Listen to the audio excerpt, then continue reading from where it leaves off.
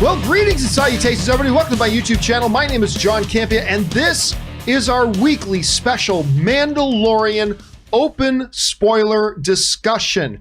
In case that wasn't clear, we are going to be talking about Mandalorian Season 2, Episode 8, the season finale, The Rescue, in all full open spoiler terms. So if you have not seen the episode yet, be warned, we're going to talk about it completely, openly, spoilery, all the good stuff. Hello to everybody who's watching live, and I know you guys have been waiting to talk about this episode, so have we, and I did say we as in plural, because I'm joined, of course, by what she refers to herself as the better Campea. Ann Campea is here, ladies and gentlemen. Ann, hi, everyone. Hello. How's your day going? Busy? Oh, busy, but I'm super excited. This is what I've been looking forward to. Ann, actually, what we do on most Thursday, we stay awake. It airs on Thursday at midnight for us, or technically Friday morning, whatever. But so we stay up, but Ann had fallen asleep last night. So I didn't know whether to get her up. I'm just like, honey, do you want to get up to watch this? And she's in bed. She's like, yeah, I'll get up. I'm like, you don't sound like you want to get up. I'll get up. She gets up. We went down and watched Mandalorian. Okay, guys. This is how we are going to do it today. We are going to talk about, Ann and I are first going to talk about our general impressions of the episode. And then we're going to spend the vast majority of the time just taking your live comments and questions. You guys have been sending in a whole ton of them. And for these special videos, you don't use the tip link that's in the description of this video. You use that tip link to send in questions for the John Campea Show. Here on these special videos, you can just use the YouTube Super Chat feature. And a lot of you guys already have. So we're going to spend most of the time taking your comments and questions. But Ann, let's get started with this. Sure. I don't often cry watching TV shows or movies, but I came close last night when that X-Wing came on screen. I was in say, that's Luke. That's Luke. I think it's Luke. I mean, it might not be Luke. Could be Ahsoka, I suppose. No, that's Luke. And then you see the hand with the glove on it. It's like, oh no, that's Luke. But maybe it's not. They're still not showing his face. Maybe it's a maybe the glove's a misdirect, but it's obvious it's Luke. And then you see the green lightsaber. That's when you really jumped on and said, the green lightsaber, it's Luke, it's Luke. And then he pulled the face mask back. And look, I'm gonna tell you right now, the one thing that was not well done in this episode, let's just get the elephant out of the room, out of the way right now. The one thing that was not done well last night was the CGI in Luke's face. That looked bad. Yeah. I mean, I was talking about to Rob this morning, but it's like, it was so bad that literally they had a still image of the face and only the lips moving. Yeah. Yeah. I'm like, that looks freaky. That looks so, but I didn't care because what was that happening was so awesome. Sure. It was great. I mean, I had my big freak out about it this morning, but it was so good. Honey, I've been saying, when I was still at AMC, I was saying to people before The Last Jedi came out, I was saying, all I want in this Last Jedi movie is to Luke Skywalker pull out a lightsaber with an entire platoon of stormtroopers and just wreck fools. Someone listen to you. Oh, I'm convinced Jon Favreau used to watch AMC Movie Talk because I gave a passionate plea to see Luke Skywalker pulling out a lightsaber and just wrecking shop with fools. That's all I wanted in the world.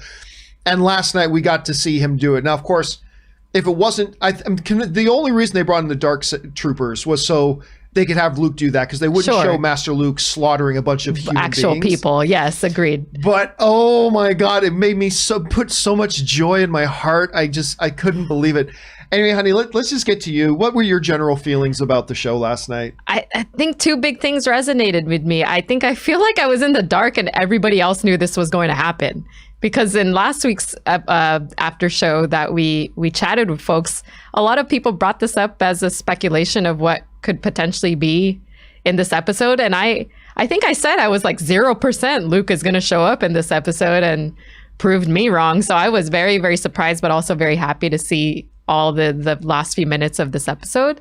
But the other piece of it, going back to the fact that this is a show about the Mandalorian, is they actually are going to separate Grogu and Din, which we didn't know if they were going to do that or not, and potentially kind of end or pause this storyline. Now, who's to say in next season they don't pick up time later and they're reunited? But I was actually very surprised for that to happen as well.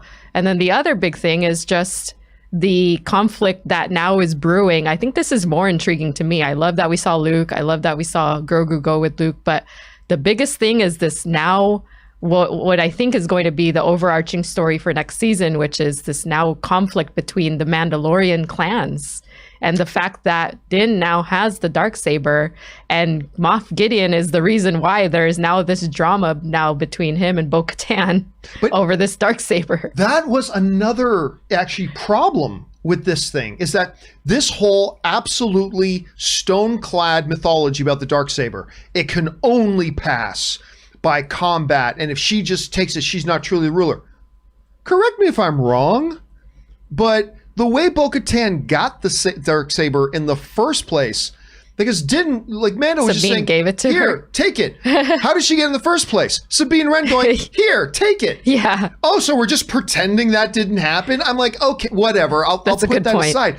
But that made no sense. I understand they were doing it for the drama of the moment, to set up conflict and drama, and Bo-Katan is so honor bound. She's like, no, I'm not just going to take it. And that's great. It was wonderful in the show, but it did stand completely to contradict the canon of what was in Rebels. It's just like, oh, here, take it. And Bo-Katan's like, cool. I lead Mandalore now. And it's like, great, wonderful. It's like, why couldn't that happen? Because they could. Oh, the one other thing. Oh, too, I mentioned this on the show today. When Mando knocks all the Dark Troopers out of the airlock. Yeah. I remember at first I was like, well, that was lame. They spent episodes building up the Dark Troopers are coming, and they just ended with Mando just blowing them out the airlock. But they fix that later on because, well, of course, they can fly. They don't need air. They just flew right back in and started their whole Terminator jump. So that was good too. And you remember last night we were mentioning, because when Bo-Katan, last time we saw Bo-Katan, she had two with her. She had Sasha Banks. And the dude. And Duty McDude, right? So Sasha Banks and Duty McDude are walking around with her, and great, they're a team. They're inseparable. Until this episode, when they just stumble across Bo-Katan. I said he was on PTO, like he took a day off and happened to be on PTO. I said this morning that he just forgot he left the oven on back at Mandalore. He had to leave. It could have been I kind of took it as a selective choice of just having the strong females kind of lead the way through. Absolutely. You know what? This was the way I compared it with Rob this morning. I said, remember in Endgame, they had the A-Force scene where all the girls assemble and blah, blah, blah. I think Favreau and maybe even Peyton Reed, which, by the way, Peyton Reed, you glorious son of a bitch, you, directing that episode last night. Peyton Reed, the director of Ant-Man and Ant-Man 2, directed that episode last night. I think, it was clearly a narrative choice. Or is it any tie into what that show was that we were trying to figure out who all the ragtag characters are going to be? Is it going to be a group of women? I don't know. Well, no, because I think... personally, what I think was pretty clear. We're talking about Rangers of the New Republic. Personally, what I think they're doing is they clearly laid out what Mando season 3 is going to be. Yeah. He goes with Bo-Katan is going to be a regular Mandalorian season 3. And they're going to start off the thing of trying to retake Mandalore. That's going to be the new show, and that's great. So I think that was clear. And I thought Rangers of the New Republic was going to be Cara Dune, which it still probably will be. But I also thought it was going to be Fennec, but she's clearly going to be on the Boba Fett show, which, by the way, the Boba Fett reveal with him sitting on the throne there, it's like, that was badass. Come on. That's so great. That is so great. And so they're going to do the Book of Boba Fett. Now, there have been some confusion that they thought Book of Boba Fett is replacing Mandalorian. Right. I think they're doing both. I was reading Deadline this morning. They were making it pretty clear that there's going to be Mandalorian season 3. And you're going to have Book of Boba Fett. Okay. So that's what they were saying at any rate. So I don't see any reason not to believe that. Just great. Anyway, any more thoughts about last night's episode that stand out to you before we start taking live questions? There was just a lot. The only other thing I would say is, again, I was just thrown back by the fact that Din actually took his helmet off. So many people last week, I swear to God, all of you predicted all of this to happen. And I said, nah, not going to happen. And everything you guys said just came true. He took his helmet off, showed Grogu his face. That was also very shocking to me that scene actually happened. What did we need it to happen? I don't know. I don't know if it resonated with you the way people thought it would, but here's the difference. If it happened or it didn't, I was okay. people thought what came in last week was that Grogu was going to be distressed when he came in to save him, and that to calm him down he would take his helmet off. And I'm like, sure. I know, because all he really knows is his mask face, so that would be more calming. But in this situation, you can't see it, but I got a picture of Mando taking his helmet off for Baby Yoda here. In this situation, it was a totally different context. It was clearly Baby Yoda communicated to him, I want to see your face. He reached his hand up, touched him, and obviously the connection, they've really done a lot this season to really show the bond that Din feels with Grogu.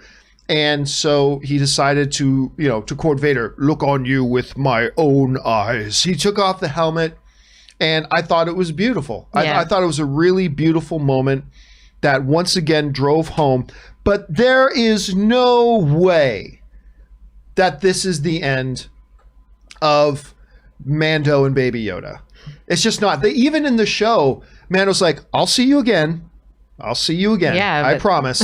Like, your Baby Yoda is going to be in Mando season 3. I don't need to see a teenager pubescent Grogu. Like, are we going to flash forward to with like baby Groot attitude? Yeah, I don't care.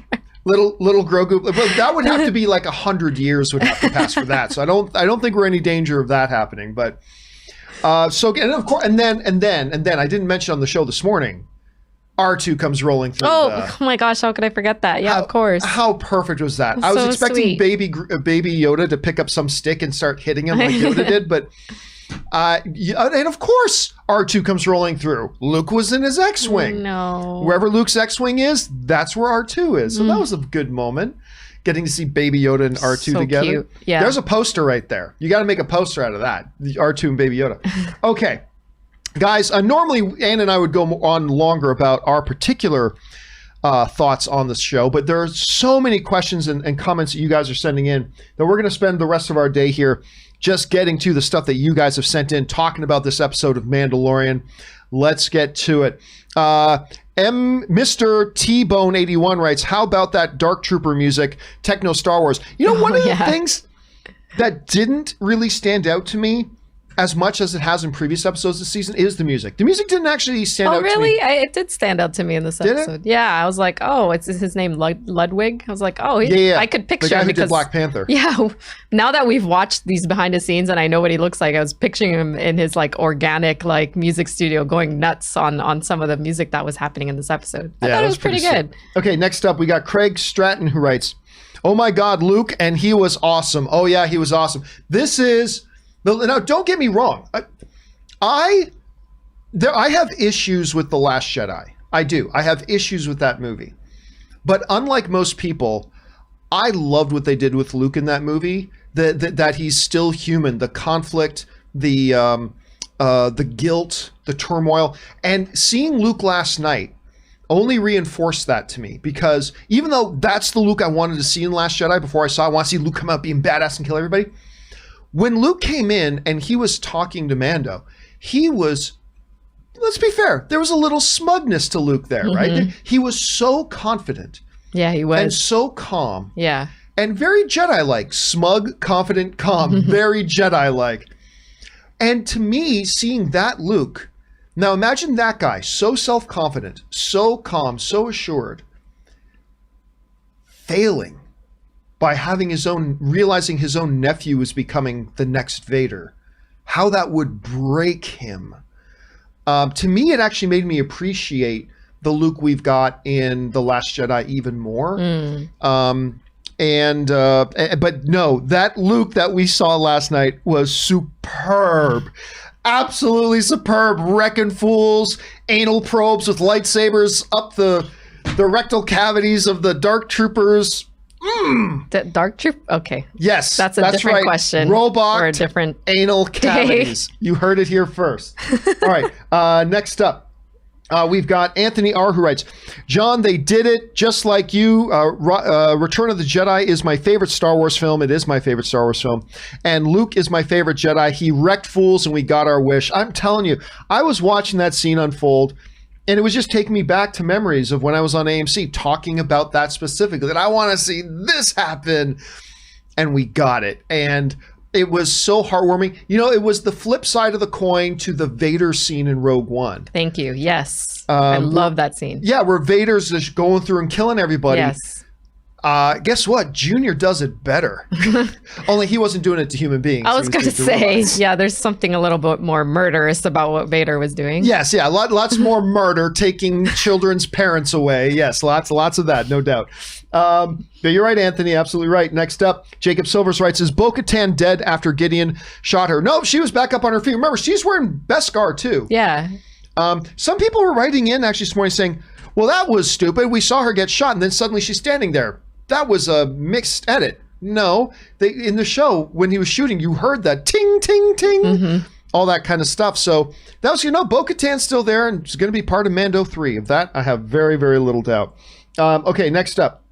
Anthony R. writes, I'm sure your percentage before this episode was low, but what is your over-under that Luke comes back in the Ahsoka show and gives her closure about Anakin? Very small. If what we saw in this episode, right. you can't have that on screen again. It was fine for a quick moment with Luke standing very still going, yes. I will give my life to protect this child, but he wants your permission to go. It reminded me a little bit of South Park, the Canadian kids, where everything else on their jaw is moving but their face goes, yeah, you can't do that again. You can't do that again. Any like stance on like why they wouldn't just put an actor, a real live actor in that role? I don't know this for sure, but I think the motivation probably was, let's show them Luke. Of course. Because remember, like, it was, and I think that was kind of their motivation. Now, you can say in Solo, a Star Wars story, they went and got Alden Ehrenreich. Well, because there was no other option. Like, the Luke we had yesterday, you couldn't do a movie with that.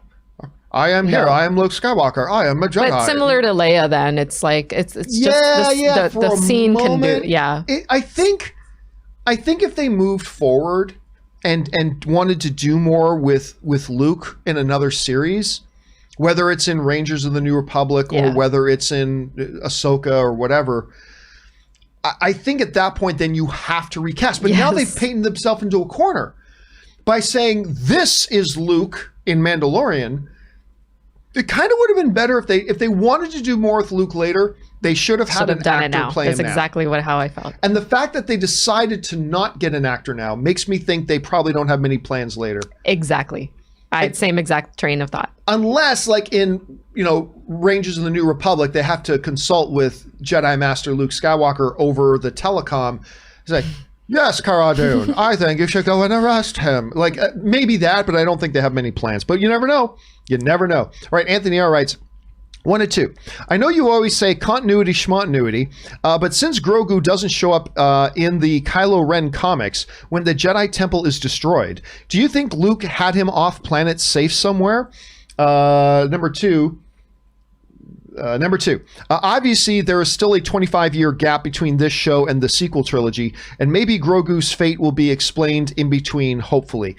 Yeah, I mean, I had a lot of people last night tweeting to me, now I hate Kylo Ren even more, because the assumption is Kylo Ren probably killed Baby Yoda when the purge was happening of Luke's temple. But, and you listen, Lucasfilm has thrown continuity out the window. They have thrown canon out the window. Nothing stays consistent anymore. They seem to stay consistent with the original trilogy, but books, comic books, all that kind of stuff, I don't trust them anymore when it comes to this and that. They violated canon many times in the books. Even in Mandalorian, they broke canon with the books because Cobb, the Marshal, what they talked about with the Marshal in episode 1 of season 2 was inconsistent. There were some consistencies, but there was also inconsistencies with what they did in the book. So they've just kind of thrown it out. So I wouldn't take Baby Yoda being slaughtered in the New Jedi Temple off the table. But it is possible maybe Luke just decides to return him to his people, whatever world they live on at some point. Do you have a theory about that at this point yet? No, not at all. I just hope Baby Yoda is actually alive in that time period.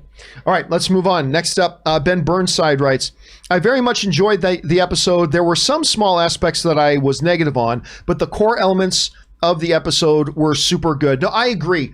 Rob said this morning, he's right. This isn't Shakespeare. This isn't Shakespeare. This isn't Breaking Bad. It doesn't go, there's not a lot of depth, and that's fine. Every TV show episode, every movie is its own thing. And what they did here, they knocked it out of the park. I thought they really did. I thought, come on. It's like in professional wrestling, though. When Gideon said, okay, fine, you can take the child. There you go. It's kind of like when the one wrestler that you know is bad extends his hand to handshake the good guy, and you, come on, he's going to chair shot you as soon as you turn around. It's like, come on, Mando. He's totally going to attack you as soon as you have your guard down. I still reacted to it, though. I was like, you oh, did. that asshole. I believed him. Yeah, big jerk. Got me every time.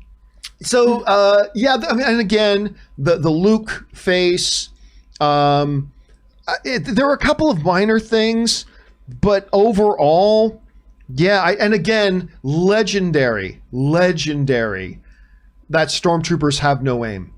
Because in every single fight scene in this movie, they were in a narrow walkway and still could not hit their target. I don't know how many scenes there were where everybody's running away down a narrow tunnel with 18 stormtroopers behind them, all shooting down this narrow little tunnel, and nobody got hit. God, and one of the more brutal slayings of the stormtrooper happened yesterday. Which one was that? With Din choking the stormtrooper to death with the Beskar, the whatever javelin thing. With the Beskar javelin.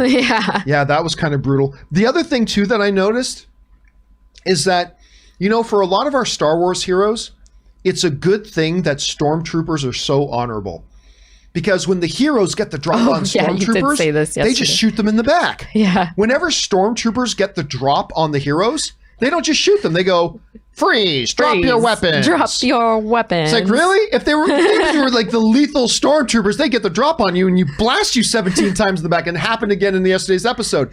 The stormtroopers get the upper hand. Instead of shooting the heroes, drop your weapons. It's like, okay, thanks for the extra 10 seconds. Bang. But anyway, it's a good thing stormtroopers are so nice. Okay, next up, we got JSOP4 writes, is it Tatooine law you need to gain 1,000 pounds if you sit on Jabba's throne? Bib carb loading. I like that. That's Boba the first fat. Boba fat. Oh, that's mean. But I remember I got almost, I don't know why, I got almost as giddy seeing Bib Fortuna, because you saw how excited I got. Yeah, he kept saying it. It's Bib Fortuna. Yeah, it's exactly Bib like Fortuna. That, which is really weird. I didn't know there was such a fetish for that. I don't know why. I just did Bib Fortuna. I've always loved Bib Fortuna. But yeah, I mean, the years of being in charge and not have to be the work guy anymore, he's been carb loading for sure. He lost his girlish figure. There's no doubt about that. But I got really excited seeing Bib Fortuna, and of course how he ultimately died. Just Boba Fett wasn't having anything. He wasn't in there to negotiate, to talk to anybody. It's just, you're in this room, you're dead. Yeah. Boom, boom, boom. And he's so confident in Fennec. He didn't even have to come down till she cleared the room. Fennec just walks down by herself, wipes everybody out. Yeah. They're all gone. And of course, frees the Twilight dancing girl. So give it to Bib. He's still like Jabba's Twilight girl dancing fetish. There's still that. All right, next up. The last shady Marvel walking writes, man, so many emotions when Mando took off his helmet for Grogu. I cried like a baby. You know what? That could have been a really stupid, cheesy moment. Oh, I just had to see with my own eyes. The way you can write this on a page, you need a director who really knows what they're doing to take that and make it really work emotionally. Mm-hmm. And I was impressed how actually effective this moment, pointing on the screen here to Din with Baby Yoda, how effective that moment really was. It was very emotional. What were you thinking about it when you were watching it? I gave my props to Pedro Pascal in terms of the way he delivered the lines. He sounded very choked up. This was really emotional for him because he knew this was the time for him to let him go. And yeah, I think it played well into the scene. Either way, though, I think it would have been satisfying whether he took the helmet or not. I think just the kind of that last moment together. All right, next up, we've got Aiden Foley, who writes, Luke was great, but R2 made me bawl in joy. You know what it was? Here's what it was. It was a domino effect. It was a cascading domino effect. Something great happens to get you excited. And when something else great happens after that, it amplifies it. So R2 coming around the corner and coming into the room, I felt as excited as I did realizing Luke had just walked in. But obviously Luke makes me more excited. It's just that Luke happened and I'm on a high, and being on that high, now adding something to it like R2 and then Bib Fortuna. If they had just shown Bib Fortuna, I would have gone, hey, Bib Fortuna, cool. But because it happened after Luke wrecked fools and R2 comes in there, and we realize there's a post-credit scene and they're at Tatooine, that made me go, Bib Fortuna! He's lying. He would have still reacted that way. Maybe I still would have acted that way. Maybe that's true. Okay, next up, Ben Burnside writes, Yoda was training a young Luke to become a Jedi. Now a Jedi Luke is training a young Yoda to become a Jedi. I love that parallel. That symbolism wasn't lost on me. Yeah. And maybe it wasn't necessary, but it kind of would have been cool if Luke had said something about the race of Baby Yoda. It's right, as recognition. I owe it to an old friend. Sure. Or something like that. But I don't know, it still worked for me. Yeah, me too. All right, let's see. Next up, that was Ben Burnside. Next up, Murray Reich writes, and sends in $20. Thank you, Murray. Appreciate that, man. Murray writes, man, that moment the Imperial kept intimidating Cara Dune regarding Alderaan destruction. Oh, you knew that fool was going to die. Kept intimidating Cara Dune regarding Alderaan's destruction was intense. Her response, of which one, that makes me also wonder if this guy got off the first Death Star way before the Battle of Yavin. Well, clearly he wasn't on the Death Star. But you know what? He raised a valid point that I think we gloss over too much. There's the young adult novel Lost Stars that is like one of my top best Star Wars novels ever written. Yeah, so good. And they tell the story from both the Imperial point, the story of the original 3 Star Wars movies, from a rebellion point of view, and at the same time from an Imperial point of view. And it's something we gloss over a lot. In destroying the Death Stars, they killed hundreds of thousands, if not millions of people to do it. And it's funny because it reminds me, I was watching the finale. I wanted to kind of get caught up and ready for the final episode of Mandalorian. So I watched the final episode again of Rebels. And ultimately, it's a really dark plan in the conclusion of Rebels. Because the conclusion of Rebels is their plan is to send out this code signal that is code for all the Imperials on the planet in Lothal to come into the base. So their plan is to send out that call to bring in thousands, if not tens of thousands, of Imperials back into the base so they could blow it up and kill them all. Their ultimate plan was, let's murder all these people. And it's dark, but it's war. It's rebellion. I get it. But you realize that when he was talking to Cara Dune, and I didn't know that the teardrop thing was a symbol of surviving people from Alderaan. Sure. Carrie Fisher never had one, but survivors of Alderaan. But when he was talking it up, I'm like, fool, she's just going to shoot you in the face. Yeah. And sure enough, she did. Although we never really saw the Doctor again after that. Anyway, when that scene was going on, what were you thinking? Yeah, same. It was uncomfortable, though, in the same respect of last week's episode with Bill Burr's character and kind of talking about the history of what he went through. It's uncomfortable, but it's really, it tells you about like the different perspectives of what happened. Yeah, I agree. All right, next up. Jar of Snokes writes, John, when Luke entered, I remembered your prior comment of how you would react to this scene.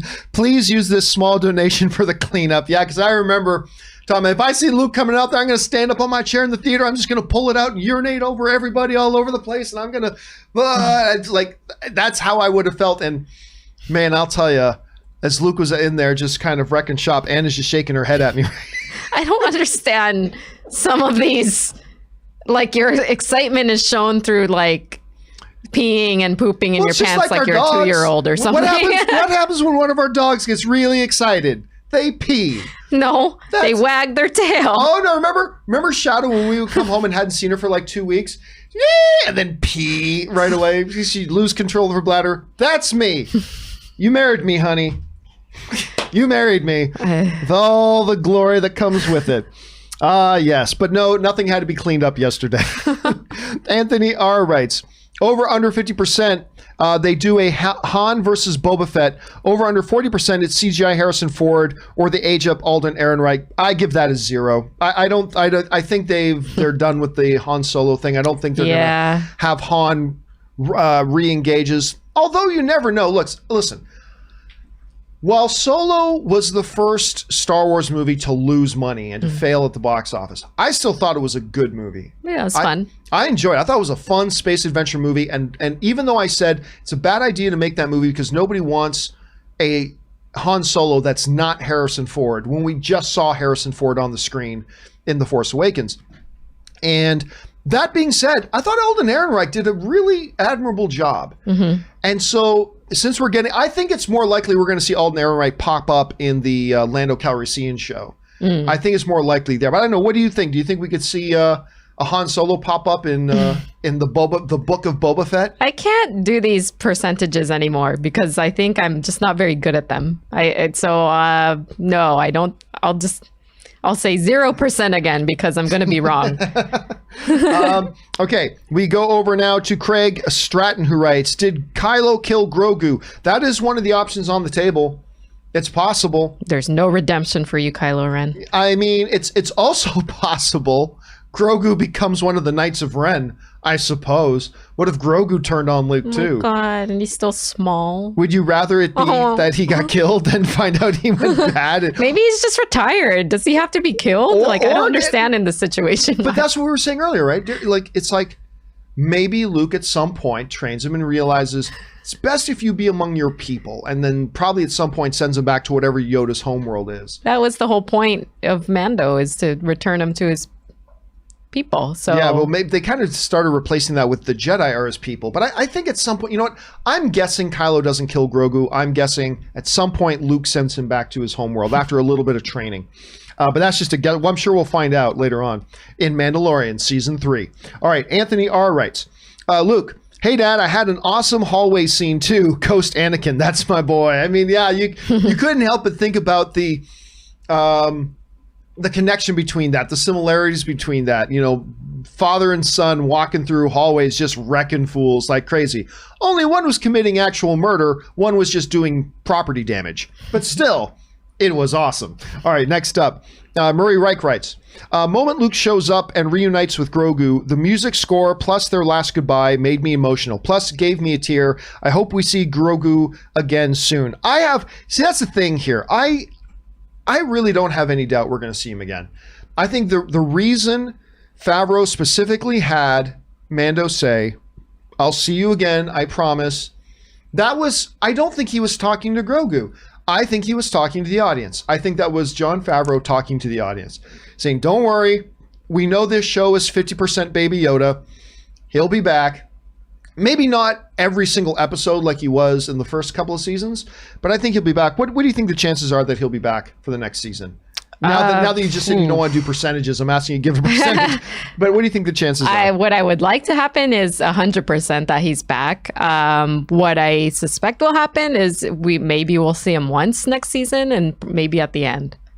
All right. I mean, that's a possibility too, but I think we will at least see him. We will at least see him. All right, next up, Murray Reich writes, remember when you said we were missing badass Luke in The Last Jedi killing some fools? Well, they kind of answered us with him killing some Dark Trooper fools. I know. And again, I make no apologies for this. I honestly think somewhere at some point years ago, Jon Favreau was watching an old AMC episode with this Canadian dude ranting about how he would pee all over theater seats if he got to see Luke Skywalker pulling out a lightsaber and just going to town and wrecking an entire battalion of stormtroopers, because that's exactly what they gave us.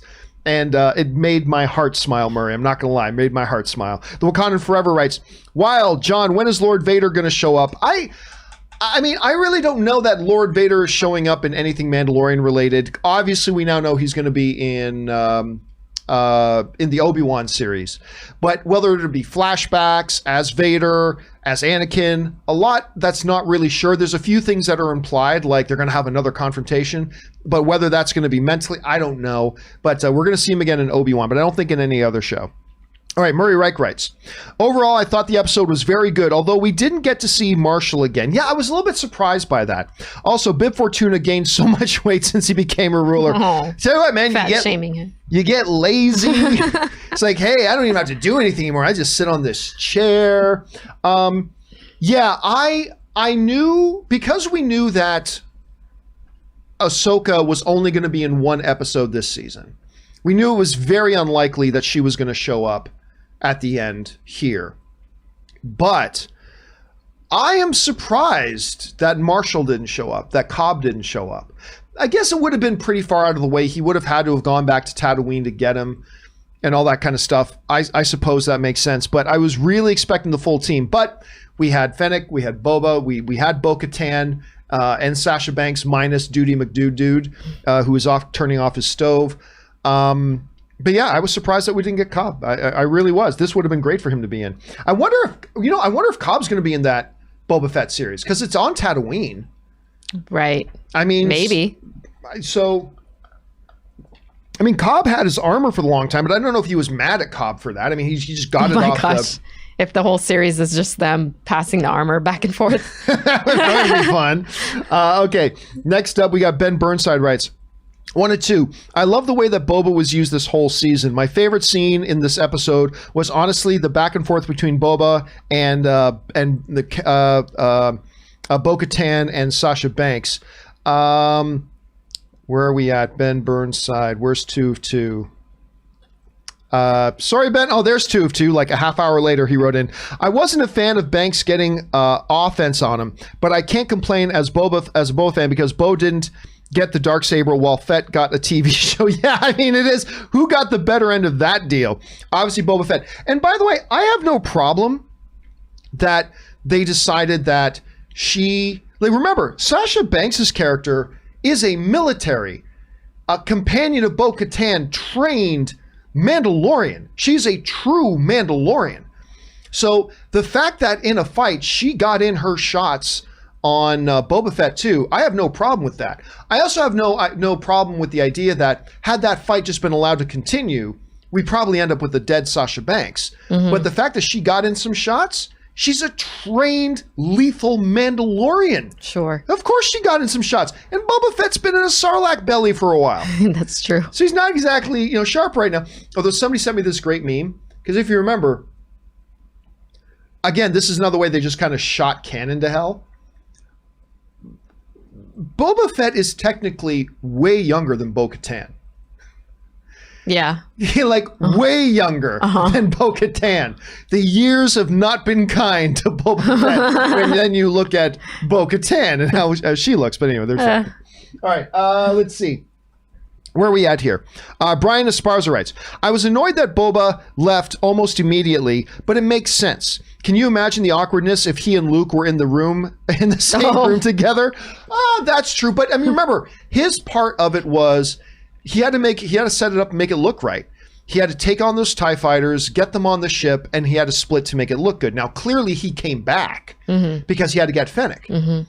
But I won't lie, it did kind of strike me that as all this fighting was going on the ship, boy, sure would be good to have John Wick, to have Space John Wick in here. Yeah. And I kind of suspected that maybe he was pop up. I don't know.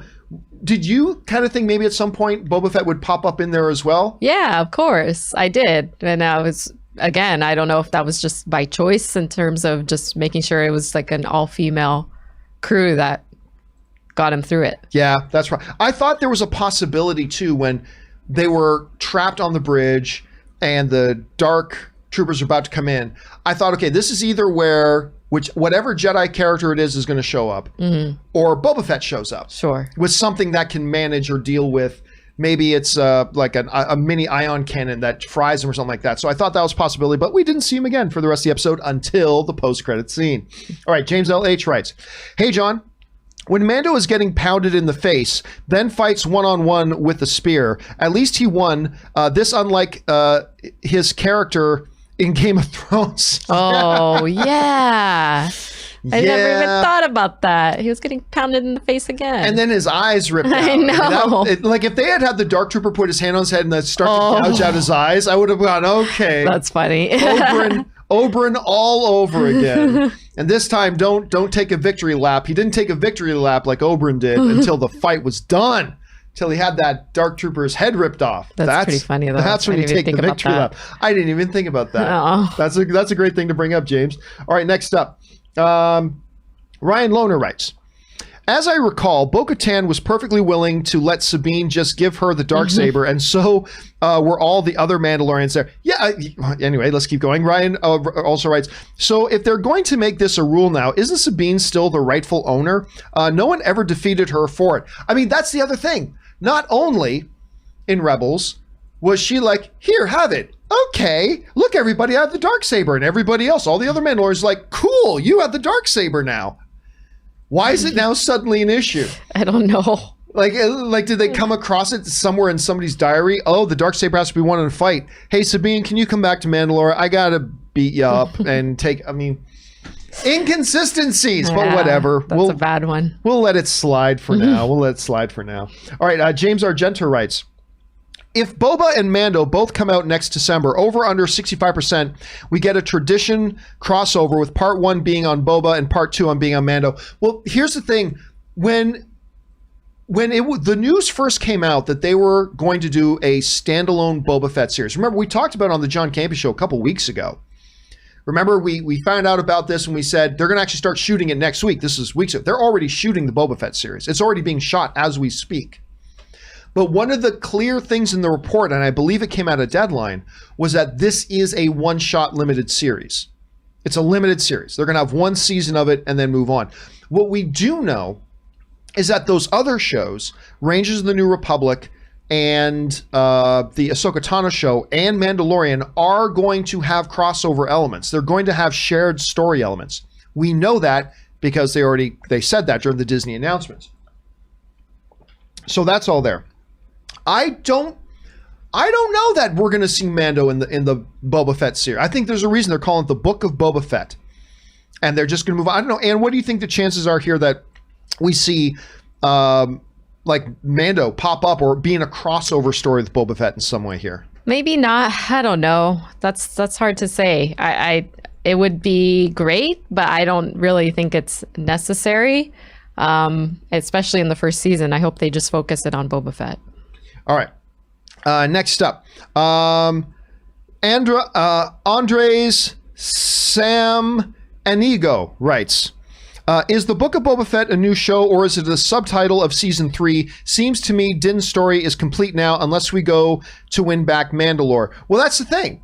They set up, remember, one of the things I said leading into this series or leading into the finale is what they need to do is not end this thing on a cliffhanger. Like, dun, dun, dun, oh, the back of some Jedi's head, but we don't know who it is. Come back next season. I said, you got to do what Supernatural does. Wrap up the story and then open the door for what the next chapter of the story is. That's what they did with Supernatural every single year. It was very, very effective. And that's exactly what they did with this finale. They brought this particular chapter to a close, and then they opened the door for the next chapter. He's now going to go with Bo-Katan. They're now going to go back and try to retake Mandalore. It is truly going to be a Mandalorian series. Mm-hmm. So yes, book, from everything that I'm seeing in the trades, I know it seemed a little confusing at first, and who knows, maybe we'll find out differently later, but it does seem like, no. Book of Boba Fett is a separate thing from Mandalorian Season 3. They are both happening, from what I can tell, unless we hear differently from Kathy Kennedy at some point.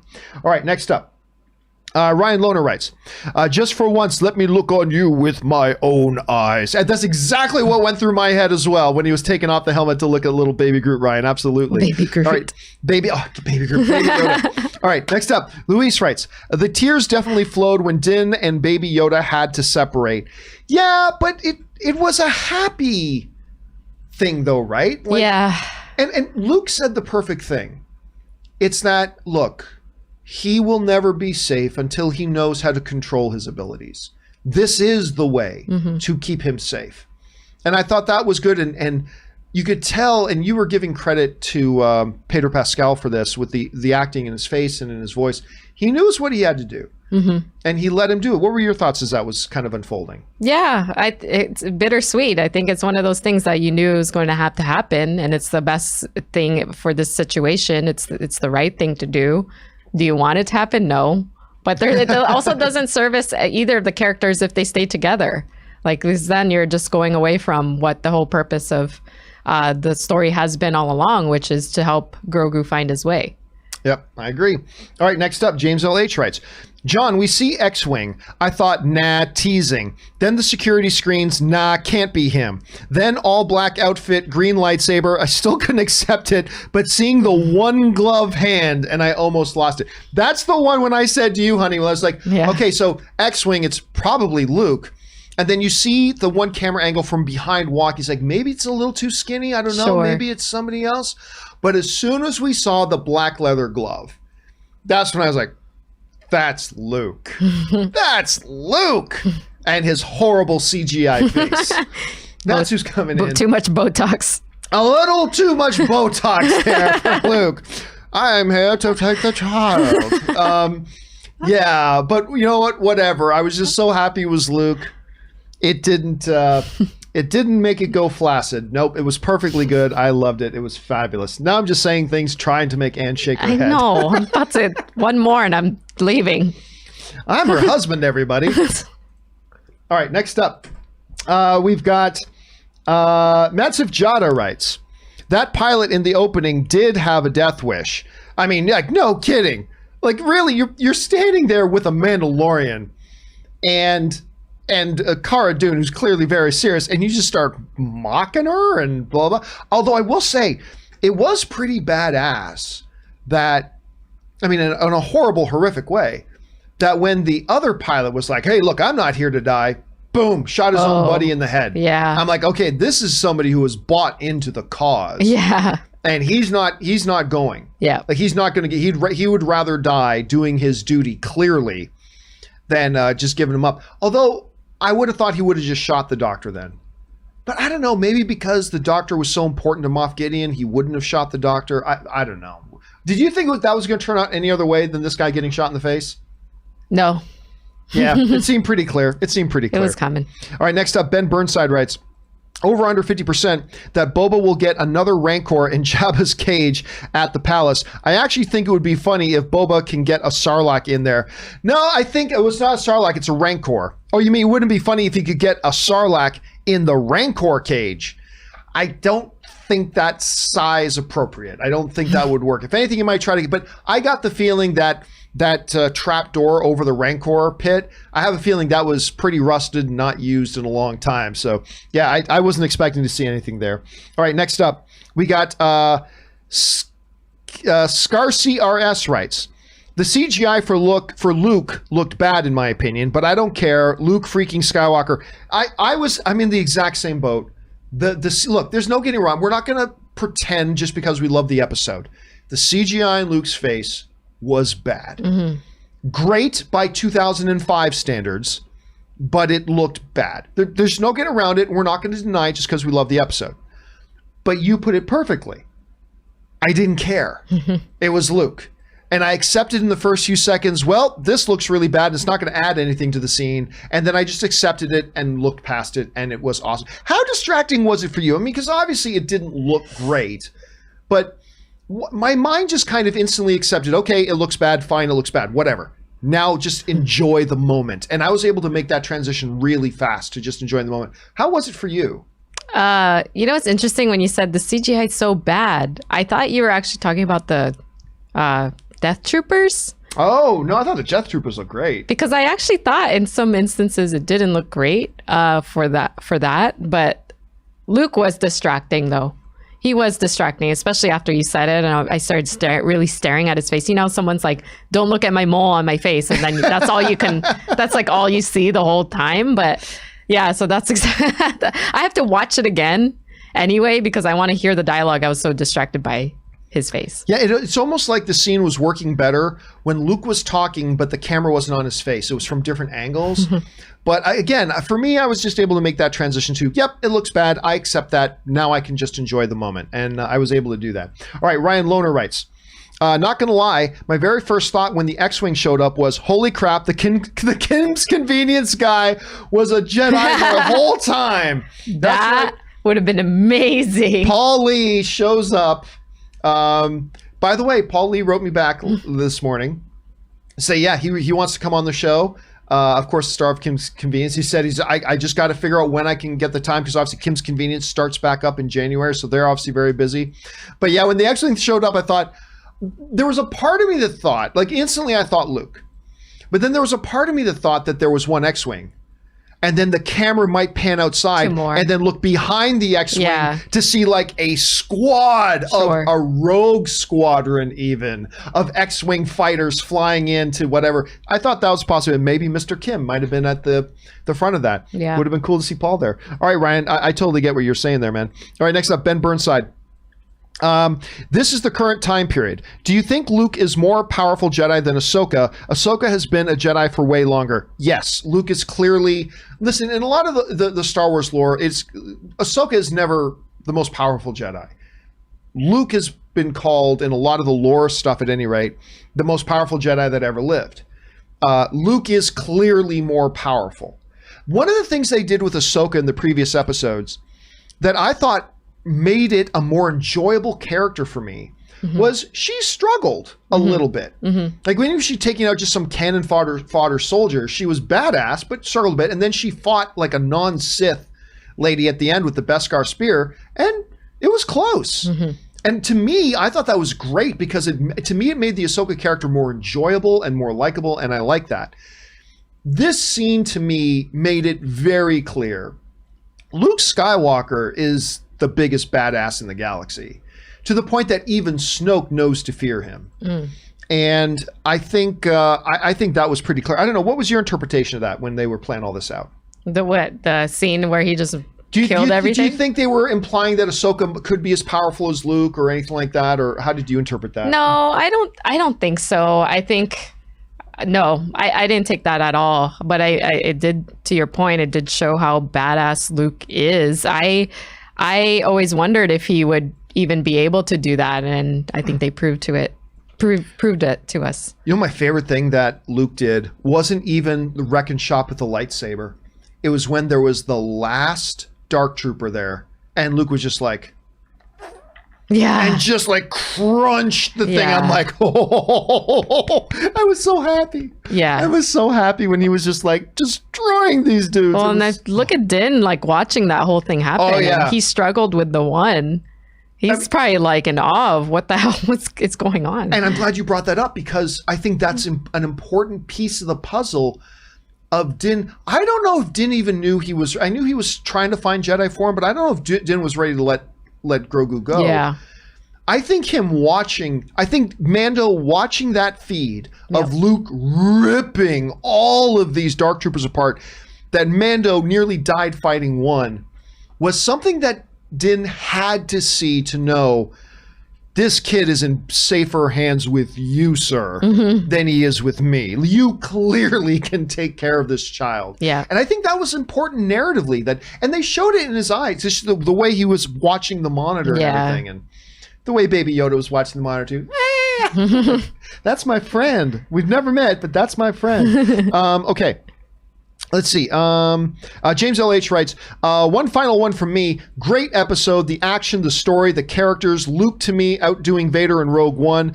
It all comes down to Mando and the child, summed up in those final moments between the two. And you know what? Here's the thing. It's not difficult to throw in a bunch of action and fan service. That is not a difficult thing to do. It's like, you know what? Everyone wants to see Luke Skywalker. Throw in Luke Skywalker. That's easy. Show Luke Skywalker killing a bunch of robots with a lightsaber. Theoretically, that's actually kind of easy. I always say that action in movies without narrative purpose is just visual noise. Like you look at Transformers 2, 3, or 4, lots of action going on, but none of it had narrative purpose. And so it just becomes a collage of random flashing images, and really, it's just visual noise. What Peyton Reed and Jon Favreau, what they did was everything, all the action, all the things that were happening on screen had narrative purpose. right? The tension of, oh no, they're doomed, they're trapped in the thing, but now they're saved, and that happens. And while that's happening, baby Yoda gets to watch it happening. Din gets to see it all happening. It's all, the action itself progresses the narrative. Sure. And that's what makes it beautiful. That's what makes it emotional. Otherwise, any unknown Jedi could have stopped in there. Hey, I'm Kid with lightsabers. Swing, swing, swing, and take parts from robots. Okay, great. But this made it emotional, and it gave it impact. And it made it more than just some Michael Bay. And I'm not a Michael Bay hater, by the way. I actually appreciate Michael Bay. But it made it more than just some random Michael Bay action scene. I don't know. How did it work for you on that? Like, obviously the action was great, but how did it work for you on an emotional level when all that stuff was going on? Like all the last parts of the scene with, it was so overload for me, to be honest. And that's why I keep saying I need to watch it again, because that often happens where you just overload me with either emotional, like things happening on top of the visuals, on top of the surprise. And then I just like freeze. And I can't absorb everything that's happening. I think that's exactly what happened. There was just, it just seemed like a dream in some sense for me, that I have to just sit down, watch it again, watch every detail of it, and then really feel whatever it is that I'm going to feel from those scenes. We should probably do that later tonight. Watch the episode again. Yeah. I think we should. All right, next up. Suthius writes, hey guys, the moment Grogu's ears popped up when the X-Wing came in is like a dog sensing his master coming home. So and the look on Gideon's face when he sees what's happening on screen is priceless. No, it was, again, so easy to just throw in a Jedi with a lightsaber kill. What Peyton Reed did in the direction of what to show and when and how he kind of just shaped all the events going on screen. It communicated narrative. It gave layers to the reactions, the various reactions. Because like then you get Bo-Katan where she's like worried. Mm-hmm. Like there's some dude out there that can clearly come in here and just kill us all. To Gideon and what was going on with him. To Din and what he was realizing what was happening. To just Baby Yoda's like, oh yeah, Jedi's here, everybody. We're good. Like all these different things going on. The way Peyton Reed was able to manifest all of that at once was absolutely powerful, and I love that, Suthius. All right, next up. Coolsome XD, him writes, did Kylo kill Grogu? First super chat since the pandemic. Well, good to have you here, Coolsome MD.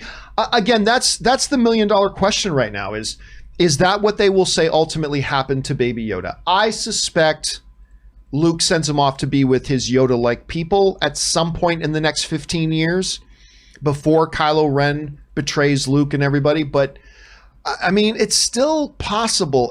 Three options here, Ann. Mm-hmm. Baby Yoda becomes a Knight of Ren that we just don't see in the Rise of Skywalker. Option 2, he's one of the other Jedi students that gets murdered. Or option 3, at some point in this 15 to 20 year gap, Luke eventually packs him up and sends him on to go home. What do you think is the most likely scenario out of those three? Option 4. Oh, what is option 4? That Grogu reunites with his friend. Wait, would he still be alive? Yeah, 15, 20 years from now, yeah. Sure. An older Mando. So it'd be Din and Grogu, like twins, like just Arnold and Danny DeVito. Danny DeVito. Gallivanting through the galaxy on their adventures. Maybe. All right. Suthius writes, I shook my head at the pilot who held the doctor at gunpoint. Why? Because the actor was the main villain of S.H.I.E.L.D. Season 7. I've seen S.H.I.E.L.D. and I had no recollection of that. The way he spoke, his mannerisms were exactly the same as his S.H.I.E.L.D. character, Oy vey. I did not know that. I totally had no recollection of that. I'd have to actually go back and see if that's true. But again, that's why I think when you realize that his own co-pilot starts saying, okay, look, I don't want to die for the... Boom, you're betraying our Imperial ideals. Boom, shot his own buddy in the head. At that point, you knew, okay, this guy's willing to die. He's completely willing to die. But I had no idea, Suthius, that he was from S.H.I.E.L.D. Season 7. Now I've got to go back and look that crap up. Thank you so much for putting that in there, Suthius. That gave me another little nugget to look into. All right, Official Friend Zone writes, Hey, John, does this mean Kylo Ren axes down Baby Yoda? I was screaming during the entire third act. Again, it's like a lot of people wrote in and say, now I hate Kylo Ren even more because eventually he's just, again, I don't think that's what happens. There's a lot of time in between. It's just interesting that a lot of people, they immediately went there, but I guess... I might have went over my head, but it's just interesting. And again, I have an alternate option to that I think is more likely, that eventually he just go home. I think you bring up a better alternate option, that at some point he just reunites with Mando and they go gallivanting around the galaxy in the Razor Crest 2 or something like that. So I think that's more likely. All right, next up. We have Frost 1977 writes, I want to burn The Last Jedi with fire more than ever now. What it did with Luke put a big wet blanket on my joy for Star Wars as a whole. Mando and Solo helping restore it. And I gotta say, I completely disagree. Yeah. To me, what they did with Luke in The Last Jedi, and again, I have issues with The Last Jedi. Everybody knows this. But the things with Luke were not one of them. I know everybody, including me, wanted to come into The Last Jedi and see this big badass killing everybody and blah, blah, blah. I wanted to see that, yes. What they gave me was something that may have been better. The Luke we saw, whenever I hear somebody say to me, man, they totally changed Luke in The Last Jedi, I often say, have you ever watched a Star Wars movie? Like, have you ever seen Star Wars? Did you watch A New Hope and Empire and Return of the Jedi? Because if you did, you'd know that the Luke we saw in The Last Jedi was completely consistent with where a guy who has been what that character has been through would be, and how devastated he was, and how it drove him to think, I'm the problem. And I thought it just made it all the more compelling and all the more consistent, especially since you got to understand, Luke saw what happened with Vader.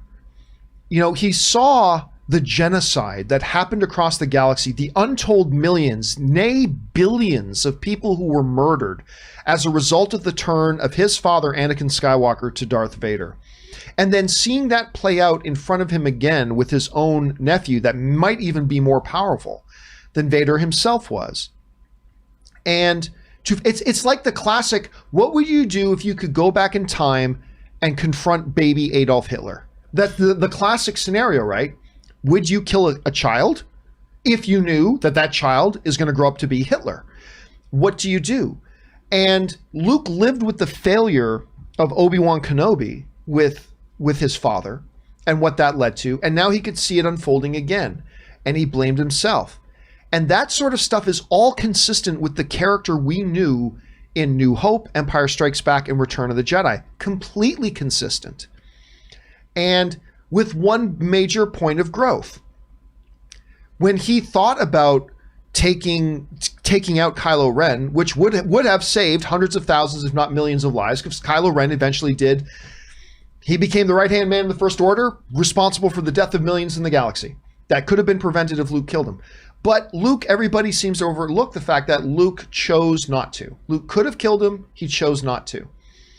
And to me, and like I said, watching that scene last night of this completely confident, self-assured, a little bit of Jedi smugness even, in that Luke made me realize even more, yeah, once this guy fails and he realizes his own nephew is turning dark, that self-assuredness is going to crack like ice on concrete. And that will lead to the Luke we see in The Last Jedi. So again, I know that's not the popular opinion. I've never given two shits about believing what's popular, but that's the way I saw it, and it really did kind of work for me.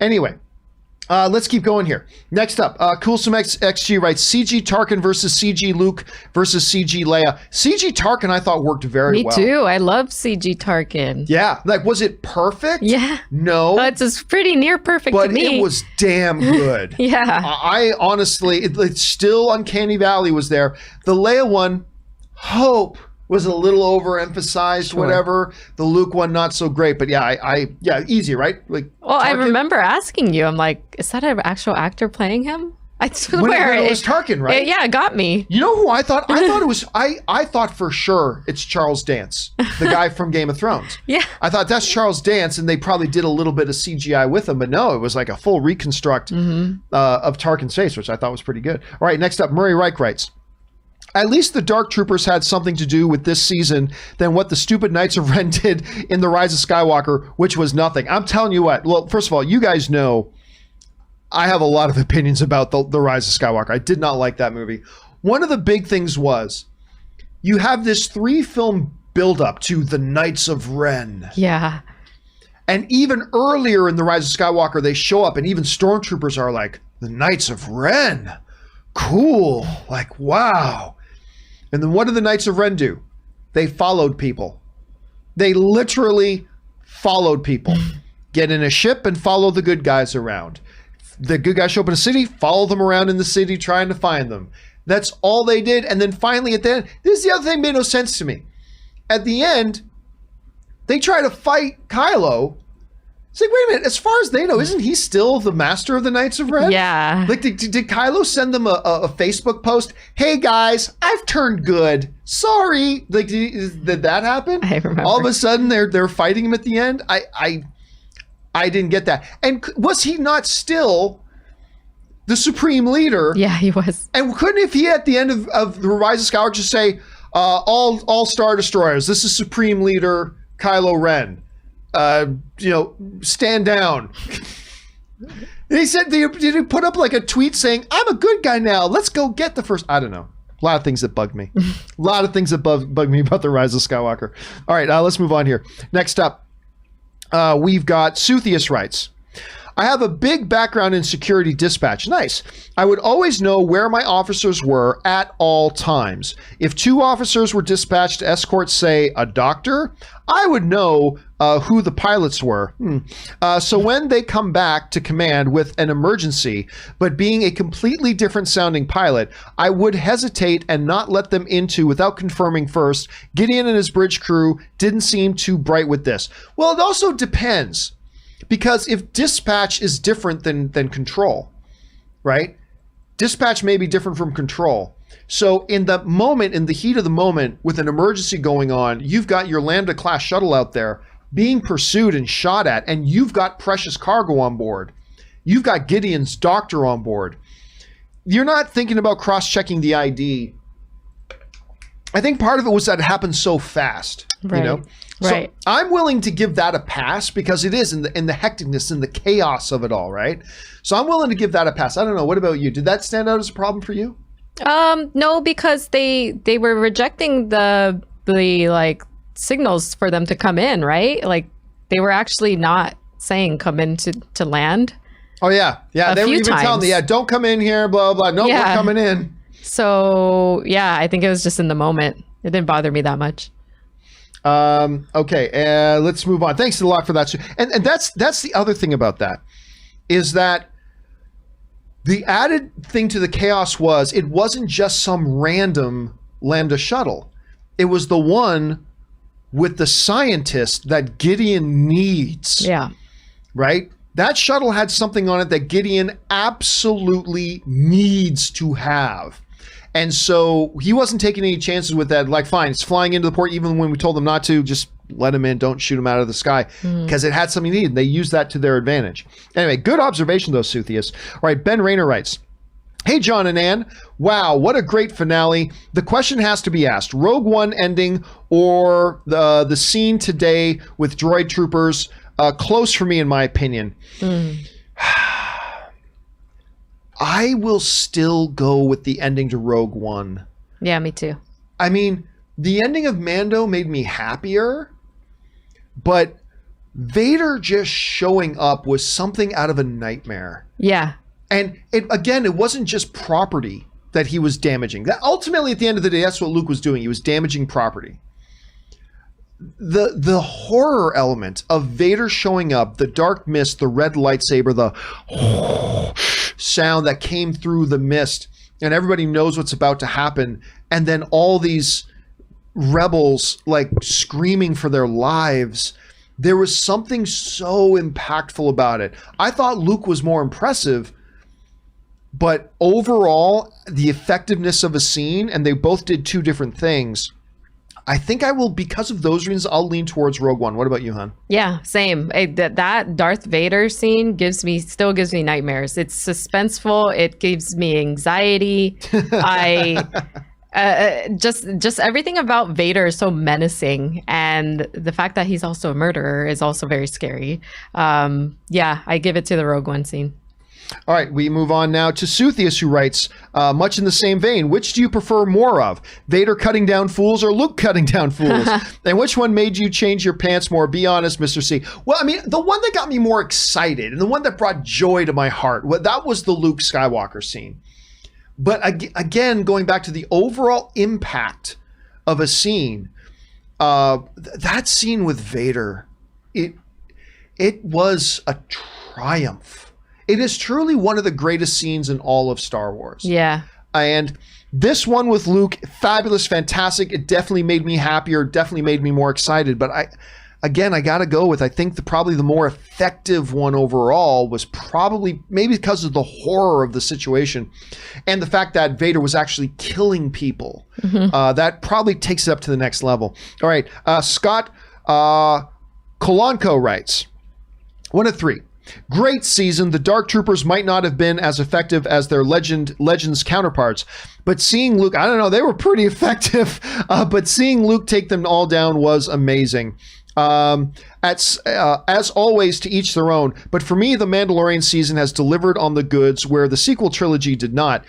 They have done some job bringing in elements from the prequel trilogy, original trilogy, and Legends all together.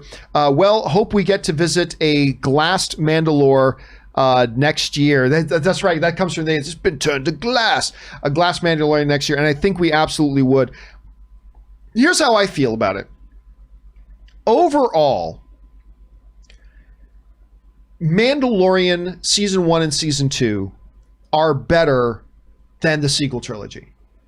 Overall, because I liked The Last Jedi, but had massive issues with it too at the same time. And I really disliked The Rise of Skywalker, like a lot. Do you know what it is like to me, hun? It's like the debate between the Dark Knight trilogy versus the Captain America trilogy. I think overall, the Captain America trilogy is the better overall trilogy. Right. Because to me, the weakest link out of all 6 films is The Dark Knight Rises. I like The Dark Knight Rises, but I think it's also the weakest of all 6 of the films. So I think Captain America is the better trilogy. But the best single part of all 6 films is The Dark Knight. Yeah. Like, I think The Dark Knight is a better, as a one film, is better than any of the Captain America movies. But overall, so overall, I feel like Mandalorian is absolutely better. I think Mandalorian is absolutely better than the sequel trilogy. But I still think the best individual part might be The Force Awakens. Like, I love The Force Awakens. Mm-hmm. And I think I like The Force Awakens more than any individual episode of Mandalorian. But overall, easily for me, because you're talking about a consistency of excellence. There was 1 or 2 episodes in season 1, notably the ones that Dave Filoni directed that were a little bit weaker, although Dave Filoni's live action directorial game came way up in season 2. But overall, Mandalorian season 1, season 2, just a good, consistent level of excellence, whereas obviously the sequel trilogy did not. If you had to choose between watching, again, the sequel trilogy or The Mandalorian season 1 and 2, which one do you take? Like, I would watch The Force Awakens, and I would skip the last of the trilogy of the movies. Yeah, I would skip over Rise of Skywalker every time. I would choose trilogy, actually, the film trilogy over Mandalorian. Really? So you would take There's enough in the first 2 movies. The Last Jedi and Rise of Skywalker. Really? For me to enjoy that over the show. Yeah. And for me, I would take Mandalorian over it, but that's just me. All right. Let's see. Next, who was next here? Next was Ben Burnside, who writes, Interesting to see that Boba is not viewed as a Mandalorian and is apparently hated by the Mandalorian community. Interesting, since he is the OG. I mean, but it makes it, in a way, he is Mandalorian. His father was a foundling. So that really means Jango was a Mandalorian and then fought in the Mandalorian Wars. But in some way, they don't look at Boba Fett that way. And so that was interesting that the Mandalorian community, I mean, the legend of Boba Fett is obviously very well known and famous throughout the galaxy. And the Mandalore seem to have a certain opinion about him. Maybe that changes, but you're right, Ben. That was one of the more interesting narrative angles that they took on that. Okay, next up, Ben Burnside also writes, I just want to say thank you, John. I love to contribute to this show because I genuinely enjoy chatting about this on here. Thank you for this fun. Well, thank you, Ben, for participating and being a part of it. And thank you for supporting the channel and all that kind of stuff. And it is awesome to have you here. So thanks so much for that, dude. And thanks to everybody who are sending in all these questions and thoughts. And we just get to geek out about this.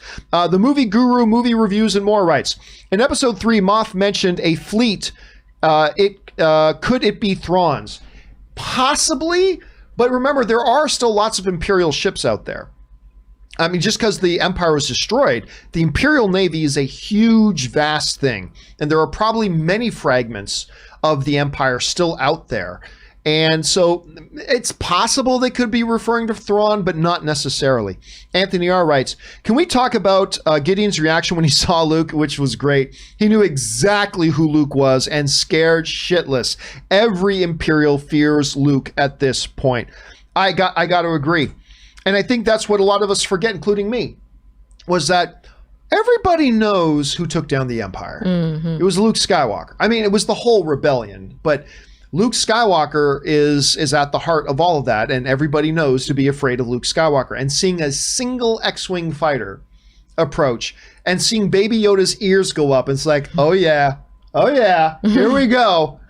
Pull out his little Baby Yoda bag of popcorn just to watch the show. I mean, that was a great moment. And again, and I think it spoke to the brilliance that Peyton Reed had directing this episode. Mm-hmm. Of every character exhibiting on that bridge, exhibiting a different response. Sure. Baby Yoda was responding differently to what was going on than Mando was. Who's responding differently than Bo-Katan was. Who's responding differently than Moff Gideon was. And the fact that he interwove all that complexity into one quick, brief, boom, boom, boom, scene and out the door. He did so much with so little time. It's one of the things that I loved about it. You know, so I don't know. What do you think the chance is? Do you think at this point, the Empire, everybody, all the remnants, is Luke Skywalker kind of the Baba Yaga, the boogeyman to the rest of the Empire at this point? How did you interpret that? Yeah, of course.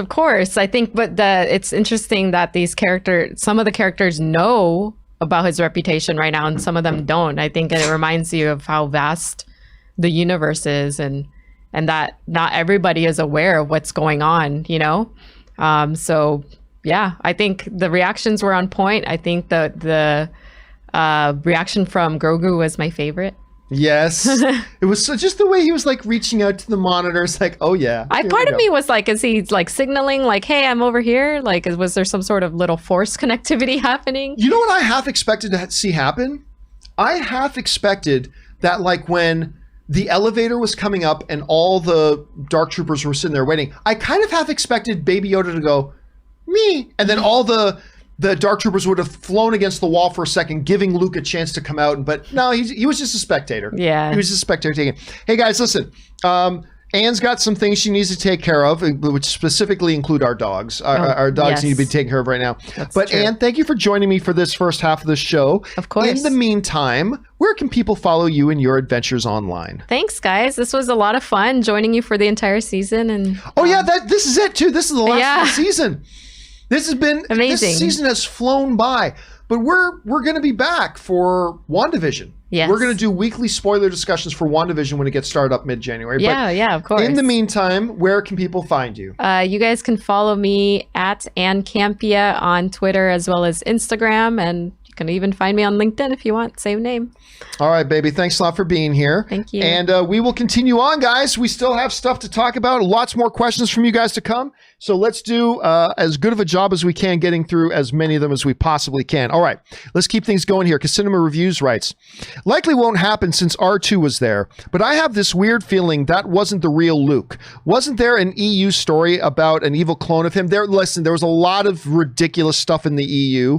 One of the many reasons a lot of the EU was never considered actual canon, like even while under still George Lucas, they had different levels, and a lot of that stuff was never considered canon. That was the real Luke. Yeah, the X-Wing R2, that was the real Luke. So to me, there is absolutely zero doubt that was the actual Luke Skywalker, and they weren't drawing on any EU stuff there. Although maybe it was a clone, and that's why I don't have fit. My cloning was not so good, and therefore my face muscles don't move when I talk. I don't know. Maybe that was a possibility. But I have very little doubt. I can see why you're asking that, Cinema, for sure. But I have very little doubt that was the real review.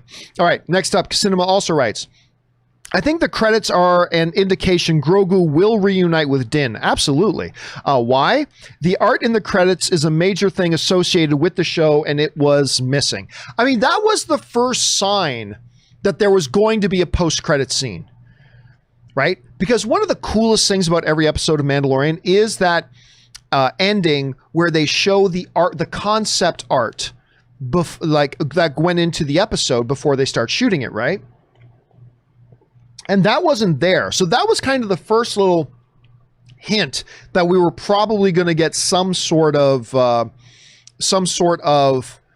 post-credit scene. And you're right. But again, I thought it was Jon Favreau clearly sending a message to the audience when Mando said, I'll see you again. I promise. I think that was Favreau actually talking to us. So that's what I think. You never know, though. All right, next up. Robo writes, 1 of 2. I hoped Luke would get mesmerized by seeing another Yoda species and call him Baby Yoda. I also wish he had thanked Mando on behalf of the Jedi Order for keeping the kid safe with his life. I just wanted a little bit of acknowledgement for Mando, plus a couple more sentences from Luke. Well, I mean, but you got to understand something. Unlike you and I, Luke wasn't sitting at home with a bag of proverbial Jedi popcorn watching the events of Mandalorian. He really doesn't know. Like, Luke understood, he got this signal from, there's this powerful young Force user out there, and he tracks him down. Now, he gets it when he shows up, given the circumstance that these people are held up in here being attacked by Imperials and with this baby. So there's that. But Luke didn't watch all the episodes of Mandalorian and understand everything Din had gone through. He'd gone through the door and realized, oh, there's a connection here. And that's why he assures Din, hey, listen, I will protect this child. Don't worry about it. I got him. I got you. I got his back. Don't you worry. But he hadn't seen the first 2 seasons of Mandalorian to know all the story, to go up and shake his hand. Din, I just want to thank you for everything you've done, dude, and the sacrifice and everything you went through to try to protect little Baby Yoda. We got to remember that we saw things as an audience that some of the characters on screen didn't see. Now, I'm sure Baby Yoda will communicate that to Luke as their adventures move forward, but he probably didn't know that at the time. Next up, Matt Zayan writes, some people are saying that this is connecting to the Skywalker saga again, but not really. This just showed that Mando and his gang story is not the biggest story in the universe. Luke didn't even care about them. Well, that's true. And you got to remember, it's not that it connected to the Skywalker saga. Everything in the galaxy at this point in time connects to the Skywalker saga. Because the Skywalker saga is really the story of everything that was happening in the galaxy at the time. The very fact that there were even fragments of the Empire left is a connection to the Skywalker saga. Skywalker's the one who brought down the Empire in many ways. So really, that's the thing about it being the one same universe. It all in some way connects. But I love what you just said there, Miguel. Luke showing up showed that there is a much bigger universe beyond just what's happening with Mando and the Mandalorians and everybody else who was in the show. There's a bigger story going on. And I think that was also a very effective thing that they did. Good observation there, Miguel. Next up, Iconic Reactions, who sends in like a $21 super chat. Thank you, Iconic Reactions, for supporting the show on that level, man. Hello, my fellow Star Wars fans. So I was watching the episode again, and I realized that Din was actually trying to kill himself. What? Before Luke got to him, but was knocked out before he got the chance to? Everyone really fears Luke. I was watching the episode again and I realized that Din was actually trying to kill himself. I did not know. I didn't interpret that at all. Like in the least, like I'm looking over at the live chat and I don't know what you guys think of that. But I didn't get that at all. That wasn't my interpretation of that in the least. Unless you're talking about Gideon, Moff Gideon, as opposed to Din. Because Gideon did get the gun and put the gun to his own head to try to take himself out. Because remember, he believes in, remember what he said to the other Imperial officer? It's too late. They're going to take the bridge. You know what to do. And the Imperial killed himself. Because long live the Empire. Moff Gideon's a true believer for the Empire. And probably thought, you know what? I can't let myself fall into the New Republic's hands. I got to kill myself. And so if you're talking about Gideon, then I see what you're saying. Yes, absolutely, but not Din. If you're talking about Din, I'm not quite sure where you're taking that meaning from. Anyway, either way, thanks for sending that in, Iconic. All right, Iconic Reactions also writes, also, I wasn't able to move from my couch today as I was trapped in my Star Wars spunk after seeing Luke decapitate the droids like that. Stay filthy. Dude, and I'm telling you, it was all glorious. The lightsaber stuff was all glorious. But to me, the creme de la creme was when Luke had that one last Dark Trooper left and just went vroom and crushed it. That to me was like, I just feel like flexing a little bit. I mean, yeah, Luke could have just taken his lightsaber and cut off its head really easy. But Luke wanted to flex. Watch my power. And crushed him. Damn, that was glorious. That was angel singing kind of glorious. I love that. Harley Rogers writes, can Disney let a man beat a woman for once? Boba Fett loses to a girl. Boba Fett never lost to a girl. What are you talking about? Luke Skywalker loses to Rey, and his sister in combat, Kylo, loses to Rey. All right, first of all, you are so wrong about all of that. Let's start with Boba Fett. Boba Fett did not lose the fight to Sasha Banks. All right. I think it's pretty clear that had that fight continued, Boba Fett was going to win that fight, but they stopped the fight.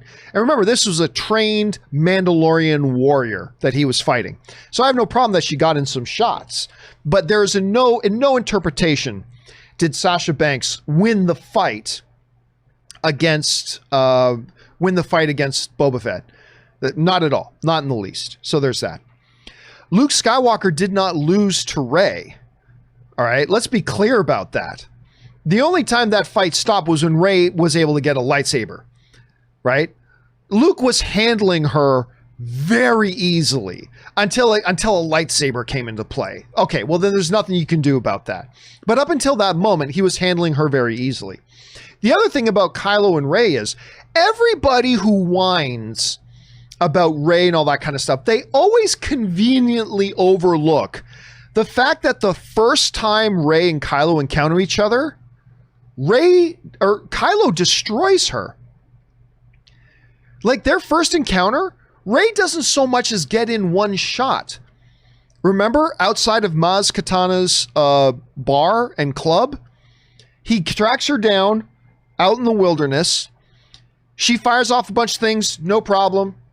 And then he just snaps of his fingers and she's frozen. He's got he totally destroys her. Their first encounter. Their second encounter, Kylo Ren was literally dying. He had been shot in the abdomen with Chewbacca's bowcaster that we had seen earlier in the film blow stormtroopers away. This gun that was blowing stormtroopers away, he takes a shot in the abdomen and he's literally bleeding out and dying.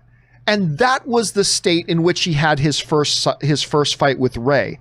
Everybody who has this agenda about, oh, they do everything with women. No, they didn't. She got her ass handed to her the first time she encountered Kylo Ren. And everybody just conveniently forgets about that. And then the second time they fought, he was literally dying.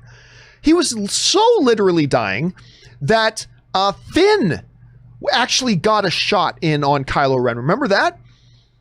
Finn actually got a shot in on him because he was literally dying and bleeding out as he was trying to fight the two of them. So, yeah, sorry, Harley, but everything you're saying makes no sense. None of what...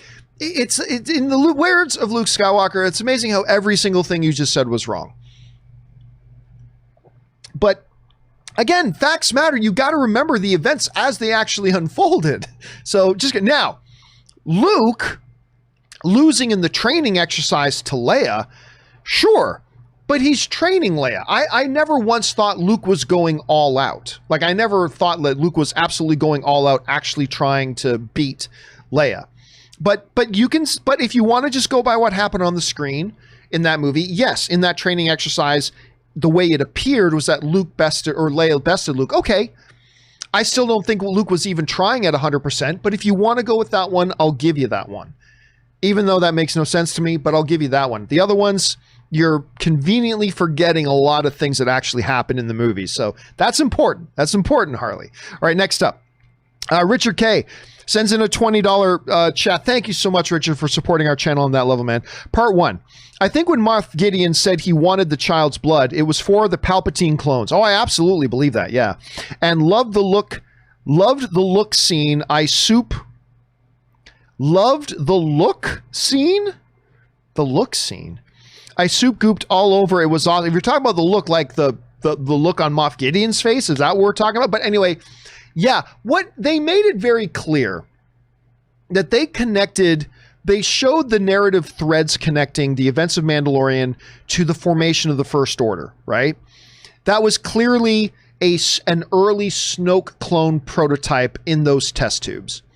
And clearly they were after Baby Yoda's blood to try to infuse it with Force power. I hate the fact that Star Wars has they've made the Force like a sexually transmitted disease.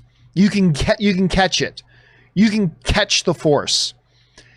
You had sex with that guy? Yeah. Did you use protection? Because you might have the Force now. You might have got midichlorians. You should probably go and get tested to see if you have midichlorians now. I hate that they've brought that into Star Wars, but whatever, it's there. They clearly were showing that that's what they wanted Baby Yoda for. So I think, Richard, you are 100% on the nose with that. I think you're 100% on the nose with that. Suthius writes, Boba the Hutt. That's pretty much it now. Man, you know, not only was it an awesome shot of Boba Fett sitting on Jabba's throne, or Bib Fortuna's throne at that point, but the other awesome part of that was Fennec just kind of sitting on the arm of the throne, chugging like this big thing of some sort of alcohol. I just thought as an image, the whole thing was great. I cannot wait to see those two back again for the Book of Boba Fett. All right. Richard K. Oh, that was part 1. Part 2. Now I want to see a Luke spinoff about him recruiting young Jedi to train, including training Baby Yoda, and his rise as a Grand Master and his fall to the series ends with Kylo turning on him.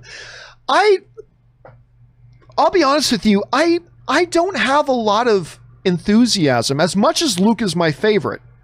Luke is my favorite character in all of Star Wars, always has been. But I got to admit, I don't have a lot of enthusiasm for seeing stories that I already exactly know how they turn out. Like, and it's not like Titanic, right? Titanic, we know the boat sinks, but we don't know the story of everybody involved. With Luke, we know exactly what happens to Luke. We know exactly what happens to his new Jedi Temple. We know exactly what happens to his prize student, his nephew. We know that a number of them become Knights of Ren. We know that a lot of the rest of them get slaughtered. Like, there's so much about that story that we already know how it all turns out and how it turns out for a lot of the individual characters. With something like Titanic, that's not the case. We know that the ship sinks, but we really don't know anything else in the movie. So I'll be honest with you, Richard, I'm not sure that I would share your enthusiasm. As much as Luke is my absolute favorite Star Wars character, I don't know that I would share your enthusiasm for a now Luke Skywalker series, especially now that we've seen how he looks. I am Luke Skywalker. I am a Jedi. I will protect the like, and I don't know. Now, you could replace him with an actor, sure. But again, just from a narrative point of view, I am honestly more interested in the Acolyte. I am honestly more interested in that series coming, The Acolyte that they announced, than I would be for a continuing adventures of Luke Skywalker at this point. That doesn't mean I'd be completely against seeing Luke pop up now, maybe now and again, once a year or something like that in a quick little scene. But we already know where that whole story goes. So personally, and I can only speak for myself, not other Star Wars fans, because I'm sure a lot of Star Wars fans like you, Richard, would be very excited about this notion. But for me, I'm good. Yeah, I'm good. I don't think we need to see that, but that's just me. All right, thanks for sending that in, Richard. Next up, K Major writes, even the Dark Troopers are like, holy shit, we are so screwed. Even these robots with no emotions whatsoever are like, yeah, there's a Jedi coming up this thing. We're kind of done. We're not made out of Beskar, y'all. We're kind of done. So you're right. They kind of did emote that in many ways. Richard writes in again, and I think we will see Ezra in the Ahsoka show as she is looking for Thrawn, and we last saw him sucked off somewhere distant with Ezra. Absolutely. Now, what makes this really interesting, Richard, is the fact that last week, or about 2 weeks ago, Dave Filoni, director of Rebels, he threw us a curveball when he said that final scene of Rebels where Sabine and Ahsoka are about to go off and search for Thrawn and Ezra. Really, they were looking for Ezra, but Ezra and Thrawn went off together, so she's searching for both of them. Dave Filoni made it clear, we are not telling you when that happened. Dave Filoni said that scene could have happened after the events of Mandalorian. I think a lot of us assumed that that scene happened many years later. But Dave Filoni said, that scene in Rebels could have happened before the events of Mandalorian, or it could have happened after the events of Mandalorian. It means that every possibility is still on the table. So it could be Thrawn has already come back, which means Ezra is still out there somewhere. Or the search for Thrawn and Ezra, she's searching for Thrawn to find Ezra. I mean, either way, it leaves the door open that we could still see Ezra Bridger. And I agree with you. I am anticipating, I have no insider information, I am anticipating we see Ezra Bridger in the Ahsoka Tano show. All right, Official Friend Zone writes, I don't know anything about Ezra or Cal, so up until I saw his face, I wasn't positive it was Luke, so the buildup was much more special for me. See, part of me was, the moment the X-Wing showed up, I knew it was Luke. But because of the way Peyton Reed directed it, even though I knew it was Luke, he made me, well, maybe there's some doubt. By not showing his face, it's Luke, but maybe it's not. Okay, there's the leather glove on the hand. Okay, we know it's Luke, but they're not showing us Luke's face. Maybe it's not. It's a green lightsaber. It's clearly Luke. Or maybe that's just a misdirection. Maybe it's somebody. I mean, that was part of the brilliance of what Peyton Reed did, right? In like the way he directed those scenes. I thought it was absolutely perfect. I loved it, Friendzone. I loved it. Senor Film writes, great freaking episode. Cannot wait for season 3 for the Boba show. When do you think we will find out the showrunner, director, etc.? We should know fairly quick because, again, according to that Deadline story that came out weeks ago, they're shooting the Boba Fett series right now. Like, as we speak. I wouldn't be surprised if while we are sitting here doing this show and doing this live chat, I wouldn't be surprised at all if we found out that official news came up about who's directing it, because whoever's directing is directing it right now as we speak. Directing it right now as we speak. I wouldn't be surprised if it's Jon Favreau. I wouldn't be surprised if it's Dave Filoni. I wouldn't be surprised if it's Rick Famuyiwa. I wouldn't be surprised if it's Peyton Reed. I mean, but I think we will find out very soon who it is, because they're shooting it right now. So it's going to come out. They're shooting it right now, so it's going to come out. All right, next up. Official Friendzone also. I love that name. Official Friendzone writes, do you think season 2 is better than season 1? I think it is easily no brainer. I don't think so. At least what I don't think is that it's some easy decision. Mandalorian became a worldwide phenomena with season 1. Season 2 is built on that. But I think it is much closer than just saying it's a no-brainer. Season 1 was so good. Remember, nobody would care about Mandalorian Season 2 if it wasn't for Mandalorian Season 1. So, I mean, I don't know. I personally lean towards Season 2. I personally lean towards Season 2 being the better season. But we are very much a what have you done for me lately? And we very quickly forget. Like, let's not forget the final 2 episodes of Season 1 and how blown away everybody was. It was so great. They lean a little bit more on fan service this season than they did in Season 1. I think still, I will lean towards Season 2 being the better season, but not by a mile. I think we are forgetting just how good Season 1 was, even with the odd weak episode here or there. But I think it's much closer. I disagree with you that it's a no-brainer. I'll agree that I also will pick Season 2, but I think it is a lot closer than you think. I think it's a lot closer than you think. Anyway, K Major tips in $20. Thank you, K Major, for supporting the channel on that level. I think that Disney is testing to see how the fans react to seeing a CGI Luke or just CGI characters at all. No, they're not. I can see more CGI characters in the vein of Luke make more appearances. Leia, does Hamill still get paid for this? I mean, I don't know, but no. Disney, despite the fact that I've seen it happen all the times. Disney just did this to test to see if the audience liked it. I don't think Disney is that knee-jerk reactionary. I don't think they throw something out there as blatant like this to see test, because remember, the CGI Luke is not the first time they've done this. They did it with Tarkin. They did it with Leia. And in the Mouse House, if we want to go outside of Lucasfilm, they did it with Michael Douglas and Ant-Man. I mean, it's not like we've never tested this stuff out before, so let's just test this now and see how it goes.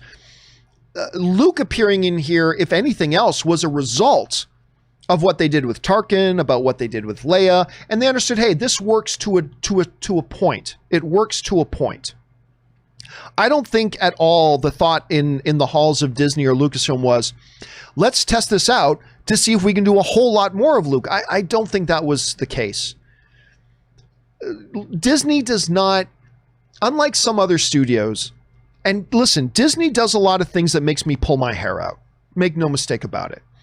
But one of the things that they don't do is they're not reactionists. They don't do, let's do one test of something and then base an entire plan on that. Oh, people didn't like this one thing. Let's never do it again. People did like this one thing. Let's do 100 things of that. They're not reactionists. They are much more calculated. They are much more planned out. They make decisions based on lots of criteria and a much bigger sample size. So I don't agree. I don't agree that this Luke was just a test. I don't think they threw out the season finale of Mandalorian as a sacrificial lamb, as a testing field to see, let's just do this just to see how people react to CGI Luke. I just don't think that's how Disney operates. Now, will they pay attention to what the response to CGI Luke was? Sure, but as one piece of data. And one of the things we know about Disney is they don't make big decisions based on small sample sizes of data. They make decisions on much broader things. So will they pay attention to the reaction? Sure. Was this all a test? Not a chance. In my opinion, not a chance on that. That's just not how Disney operates. At this point, at any rate, K Major. And listen, there are things that worked and things that people loved seeing Luke. But the CGI was not so good. So I don't know. We'll see where things go. All right, Alex Pitt writes, one of favorite parts was when Din lifted up his helmet because he wanted Grogu to see his face before they parted ways. It was very emotional. And I don't even think it was because Din wanted him to see his face. I think they made it pretty clear it was that Baby Yoda wanted to see his face. Baby Yoda was communicating by reaching out and touching his face. He's basically saying, let me see you. Let me see you before I go. Let me know who you are. Let me see your face so that when I think about you going off to the Jedi Temple, it's not just a Mandalorian mask I see. He was literally asking Din to take off the mask. And I think that added to the beauty of the moment. I thought that moment was beautiful, and it could have been really cheesy. This was a moment that could have come across as really cheesy, but it was executed to near perfection and came off just beautiful, Alex. Just came out absolutely beautiful. All right, next up, David Tapia writes, question, if the Dark Troopers had armor made of pure Beskar, would Luke be able to crush them using force power since he couldn't slice through them? Don't know. That's a good theoretical. Now, of course, when we understand the pure value of Beskar, that pirates are willing to murder just to get one suit of it says to an entire ship of crew, we're all rich. That when Mando would walk into a bar, every bounty hunter looks at him with absolute envy. The value of that. It means that probably Dark Troopers made out of Beskar is probably not feasible. It's too cost prohibitive. I don't think they could come up with that much Beskar anyway. But in theory, could he have crushed it? I'm going to guess yes. Because remember, like to Yoda, size doesn't matter. Right? Like lifting a rock to Yoda is no different than lifting a starship. Bending tinfoil is no different than bending Beskar. It's the Force. So I think, yeah, theoretically, it wouldn't have mattered if the Dark Trooper had been made out of Beskar, because it doesn't matter. Lifting an object with the Force, it doesn't matter whether it's 1 pound or 100 kilotons. It doesn't matter. Size of irrelevance. Size matters not. Look at me. Judge me by my size, do you? And well, you should not. You know, to quote the shirt Anne was wearing. So yes, I think theoretically he still would have been able to crush the guy. All right. MJ writes, love it or hate it, I got to give them props for making a ballsy move such as taking the show past Baby Yoda. And I'm not sure that they have taken it past Baby Yoda. I am still of the belief, again, no insider information. I'm not telling you I've been told that Baby... Nope. There's a difference between what you believe and what you know. I do not know that Baby Yoda is definitively coming back, but I believe Baby Yoda's coming back. Again, sorry, I've been talking for now almost 4 hours today because I did a John Campea show earlier. Again, I believe Jon Favreau was talking to the audience when Din said, I will see you again.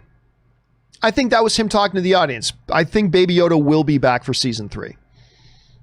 Let's put it this way. I will be pretty surprised if he's not. I will be surprised if he's not. It's not an absolute, but I think he will be. Also, AMJ writes, do you think Ben Solo turned Grogu to guacamole or did he survive? Again, I think, and this is all speculation, I think at some point Luke sends him back to be with his people.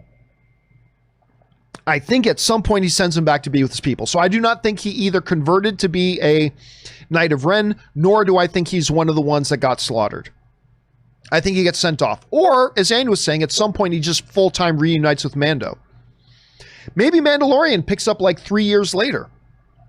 And Luke thinks, you know what? At this point, I think it'll be good for little Grogu to be out in the universe away from the school for a few decades. His training's not complete, but I think this might be a good part of his training to now. He's learned for a few years. It'll be good for him to get out and experience some life and then come back later. I mean, maybe that's part of it, but I don't think he was killed. Lucky Dragon writes, I've been a big defender of how Luke was in The Last Jedi. Seeing this Luke made me realize it was a mistake. This is the Luke we should have gotten in the sequel trilogy. Lucky Dragon says that's one of two. Why does... Oh, no, maybe that wasn't one of two. Oh, no, that's just one. Again, I completely disagree, Lucky Dragon. To me, and I'm only speaking for myself here, just my own, as a fan, how it hit me as a piece of art, was seeing Luke this way, to me, enforces this confident, self-assured, little bit of Jedi smugness Luke, which was awesome to see.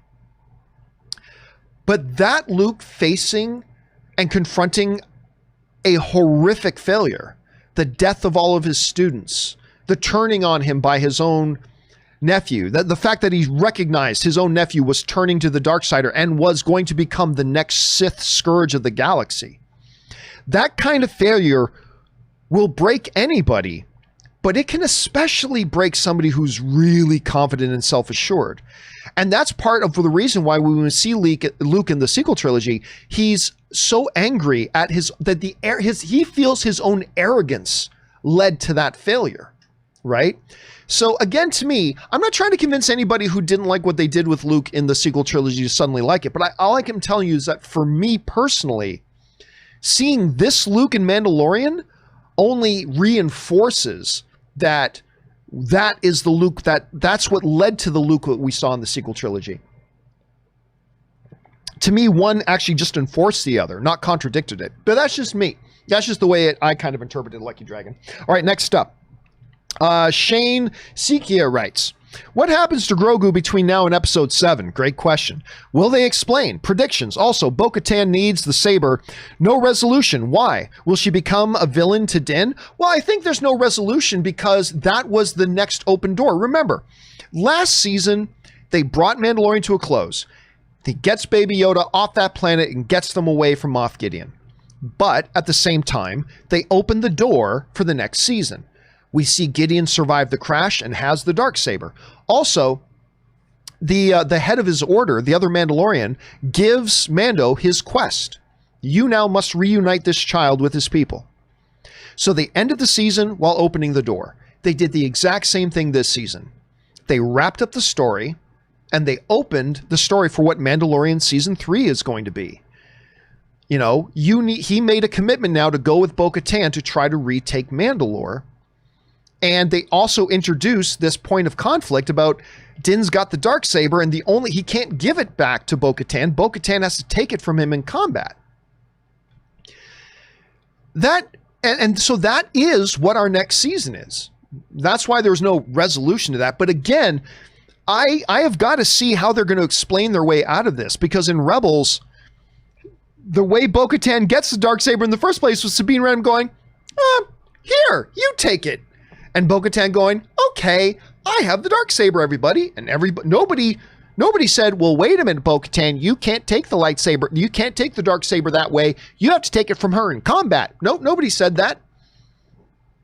She got given the Darksaber and everybody was cool with it. So go figure. I don't know what they're going, but that was them clearly, Shane, opening up the door for the next season. All right, K Major sends in a $20 super chat. Thank you, K Major, for supporting the channel on that level, man. Not gonna lie, on my second viewing, I wish JJ was sitting next to me so I can say two things. That's how you end a series. 2, it's okay to swing for the fences in filmmaking. Doing what's safe doesn't always work out, in my opinion. Listen, I don't think JJ did anything safe. If he had done the safe things, and listen, this is coming from a guy that thinks, I believe the sequel trilogy descended in quality as it progressed. I thought it started on a big high note with the Force Awakens, and then it just descended from there. So that's coming from me. If JJ had done everything safe, what they would have done was, Rey would have been a princess. She would have been the daughter of Luke Skywalker. If they wanted to play it safe and stupid and boring, they just would have said from the beginning, Rey is the daughter of Luke Skywalker, or the granddaughter of Obi-Wan Kenobi, or she's descended from some powerful Jedi, or something like that. They would have done everything that all the fans were screaming for and just done pure fan service. I mean, that would have been the safe thing to do. That would have been the safe thing to do. What they did with, again, and I have issues with the Last Jedi. I have significant issues with it. But like what they did with Luke, I'm sorry, that was not the safe thing to do. They decided to go deep character study. What happens to a man like Luke Skywalker who had all this, who accomplished all of that, then faced a tremendous failure? And what happens? And thus leading to even Yoda having his discussion with Luke, saying, look, failure is the greatest teacher. We got to learn from it, and we got to move on from it. And I thought that was key. But with all of the issues I have with particularly The Rise of Skywalker, which I think is terrible, And all the issues that I have with the the Last Jedi, which I still like the Last Jedi, but there are big problems with it. None of the issues that I have stem from me thinking they played it safe. No, doing what everybody wanted them to do was playing it safe. You can make an argument having Luke Skywalker come in and save the day at the end. As much as I loved it, and as much as I jizzed in my pants of it happening, let's be honest, that was the safe thing to do. I know no one wants to hear that right now, but let's be honest with ourselves. Having Luke Skywalker show up at the end to save the day, that's the safe thing to do. You know, everybody will love seeing Luke showing up. Everybody will cheer, and it's really easy. He can just come in, he can destroy all the dark troopers easy and blah, blah, blah. That was the safe thing to do. Doing the safe thing didn't make it less effective, though. It was incredibly effective. We were all jumping up and down on our couches and loving it, but it was, nonetheless, the safe thing to do. So doing the safe thing is not necessarily in and of itself a good or a bad thing. But again, I would argue that of all the mistakes that JJ made, especially with The Rise of Skywalker, the mistakes he made with The Rise of Skywalker, none of it stemmed from trying to play it safe. It stemmed from doing some really stupid things. Some really, really dumb things. Just like Jon Favreau doing some pretty safe things in Mandalorian wasn't necessarily a bad thing. Sometimes it was extremely effective. Sometimes the safe thing is the right thing to do, right? Sometimes the safe thing is absolutely the right thing to do. Sometimes it's not. Sometimes it is. But anyway, that's kind of my take on it. Thanks for that, K-Major. Next up, Lucky Dragon writes, why does Bo suddenly need to win the Darksaber in combat when the last time she had it, she was literally handed to her by Sabine? Thank you. Thank you. I know. To me, this is another sign that Lucasfilm, when Disney first got Lucasfilm, they made this big song and dance about from now on, everything is solid canon. If it's in a novel, it's canon from now on. If it's in a new comic book, it's canon from now on. If it's in one of the shows, it's canon from now on. And I knew, if you go back to my early AMC days, and they first made this pronouncement, I said from day one, I said, I don't believe they're going to be able to maintain that. You can't have 40 different storytellers telling stories in books and video games and comic books and TV series, in movies, and expect that it's going to get too convoluted and canon is going to get broken. I said that from day one. And sure enough, over the years, we started to see inconsistencies between things in the book. And then even famously, not Pedro Pascal, why am I forgetting the name of the guy at Lucasfilm? I'm freezing on his name. Damn, I'm forgetting the guy's name at Lucasfilm. If you guys remember who it is I'm talking about, go ahead and throw it in there. Pablo Hidalgo. That's who it is. Sorry. I said it before anybody had a chance to write it in. Pablo Hidalgo famously saying, because somebody brought up to him, hey, wait a minute, this happens in the books and it's not consistent with what happened in the movies. Are the books not canon anymore? And he said, what Pablo Hidalgo then famously said was, well, if it's in line with what happens in the movies, it's canon. If it's not in line with the movies, it's not canon. Look, something is either canon or it's not. It's like a girl being pregnant. She's either pregnant or she's not. She's not sort of pregnant, right? That book is either canon or it's not canon. Well, there are parts of canon and there are parts that aren't canon. Then that means it's not canon, right? And this Sabine problem, this is a big issue to me because it's Filoni's own show. It's not like some other filmmaker made Rebels. This was Dave Filoni. He made Rebels. And I love Rebels, but he made Rebels and then was involved in this series. How can you have such a glaring conflict? Such a glaring contradiction? She can't even touch the Darksaber because she'll never be recognized as a leader. She has to take it from you in combat. Really? Because I was just watching Rebels and she took it pretty easily before from somebody else. Why can't she? So they're going to have to address that. I think Filoni and Favreau know that is going to have to be addressed at some point. So I'm sure they will at some point. But I totally agree with you, Lucky Dragon. 100% agree. All right, Anthony R writes, been watching reaction videos all day and reading posts. It warms my heart to see the Star Wars community united again. Thank you, Favreau, Filoni, and all the directors for 2 great seasons so far. Oh no, and it is great. And listen, I know it's the unpopular thing to say.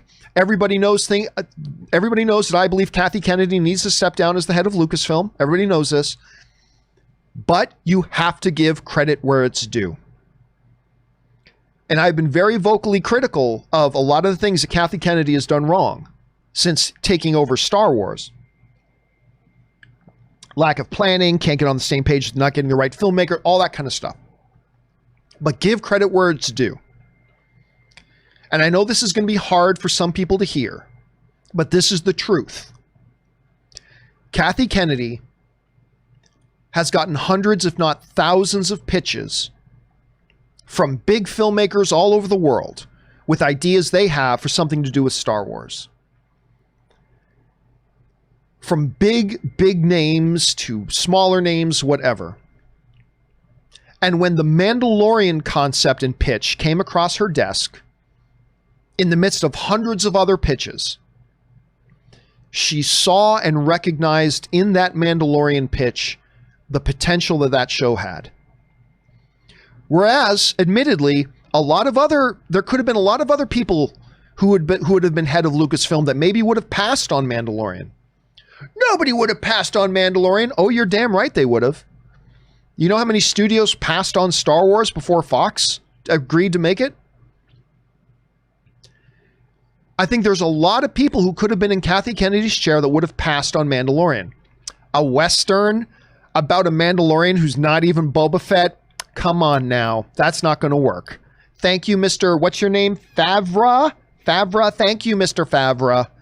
But we're good. We'll call you if we need anything. I think a lot of people would have passed on it. That seems unbelievable now that we've seen it and we've seen how great it is. But Kathy Kennedy heard the pitch, immediately recognized the potential in it. And on top of that, is the one who then said to Jon Favreau, I want you to do this, and I want you to work with Dave Filoni. I want to give you Dave Filoni as your little Padawan. Because I think there is some real synergy here between what we've got in Clone Wars and Rebels and what this can be. And he understands our lore. And I want you to work with Dave Filoni. I want him to work for you on this. And that was Kathy Kennedy who did that.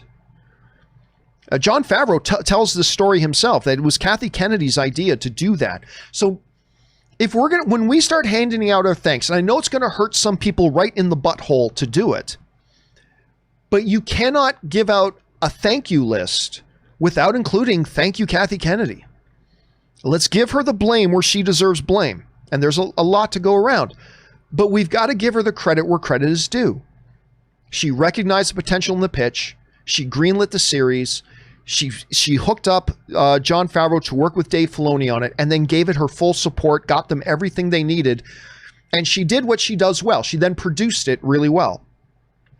And so, yes, thank you, Jon Favreau. Thank you, Rick Famuyiwa. Thank you, Taika Waititi. Thank you, Dave Filoni. Thank you, Bryce Dallas Howard. Thank you, Peyton Reed. Thank you to all of you, but also you got to take a moment and say, and thank you, Kathy Kennedy. Without her, this wouldn't have happened. I know that hurts some people in the butt to say it, but you got to say it if we're going to be honest. Anyway, next up, Nick Pop Rocky writes, Mando reviews with John and Ann have become the best part of my weekends. Thanks for giving me more friendly faces to take the season 2 journey with. Well, thank you. It has seriously been a lot of fun for Ann and I to do this as well.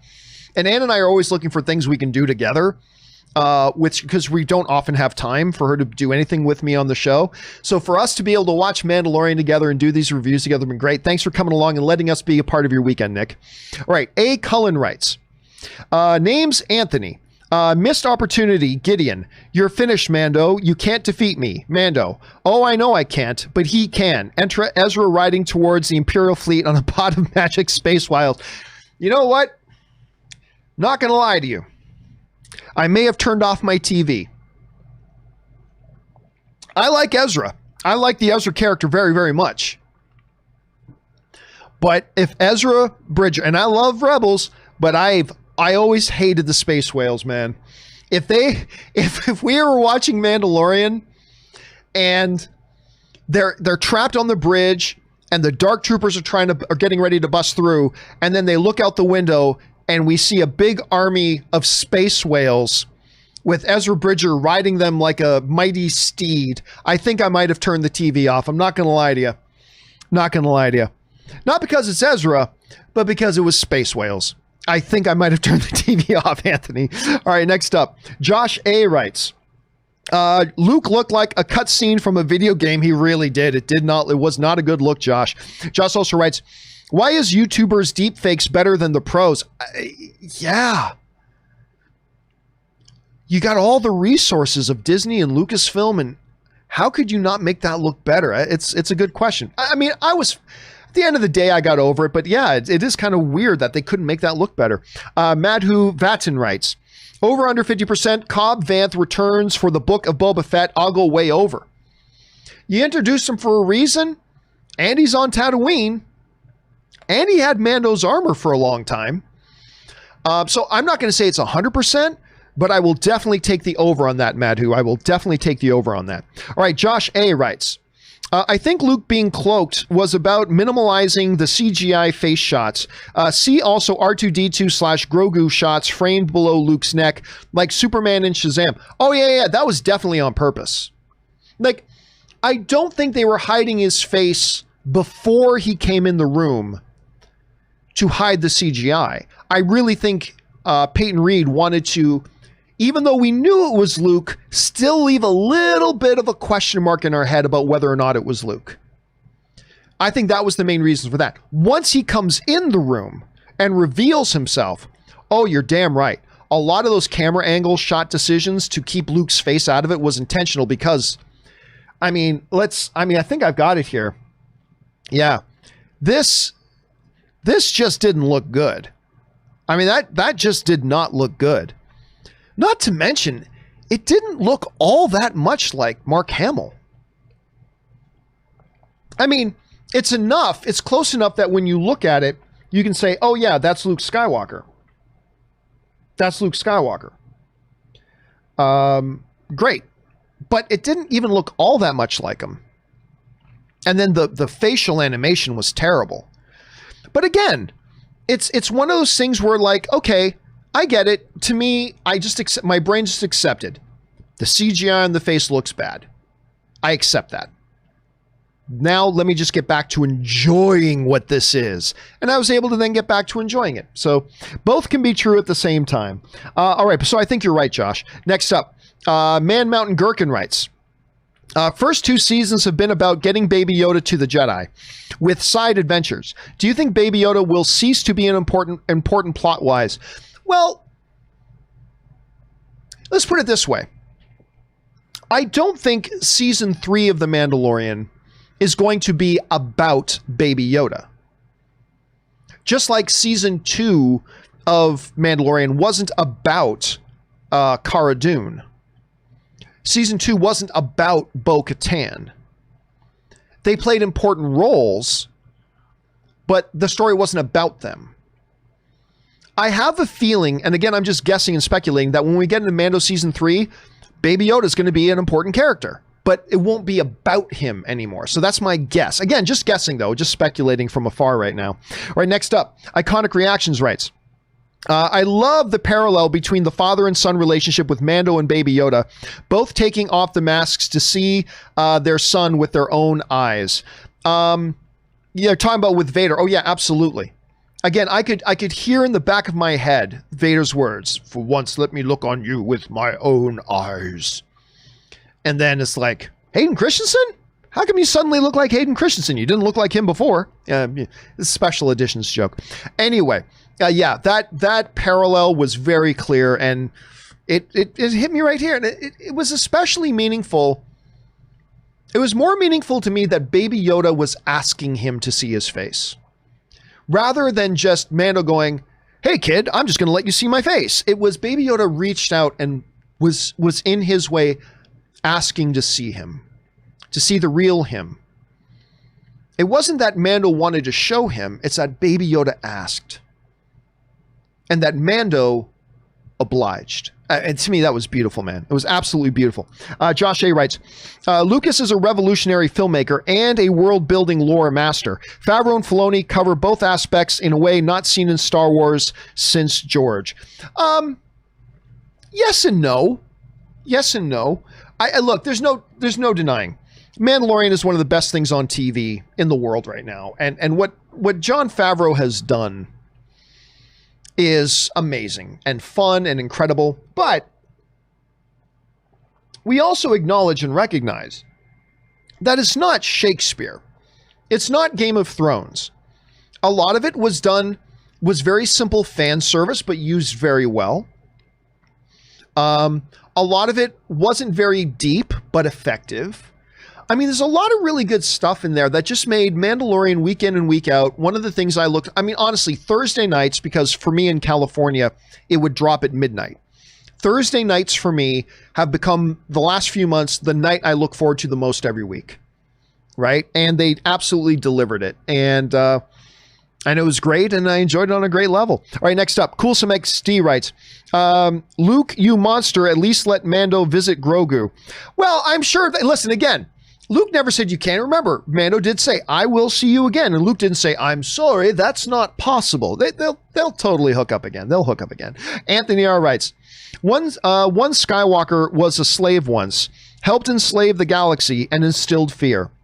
The other Skywalker wanted freedom from his simple farm life, helped free the galaxy, and gave hope to the others. Poetic. Oh man, no, seriously. When you get in, one of the best things about Star Wars, when I talk to people today, and there are a surprising amount of them, but there are some out there.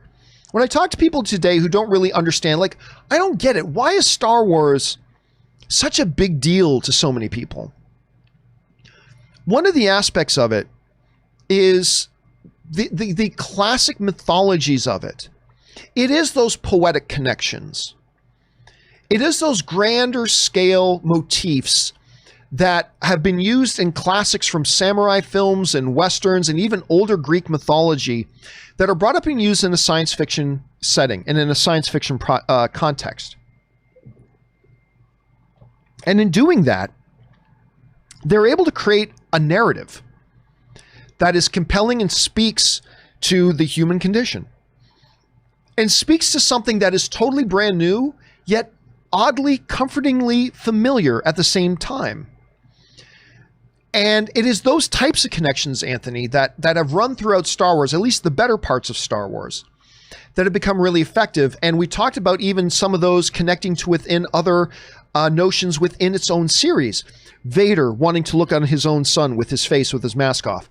Din wanting to look at Yoda, or Baby Yoda wanting to look on him with his own face. Even within the same series, they call on these tropes that are timeless.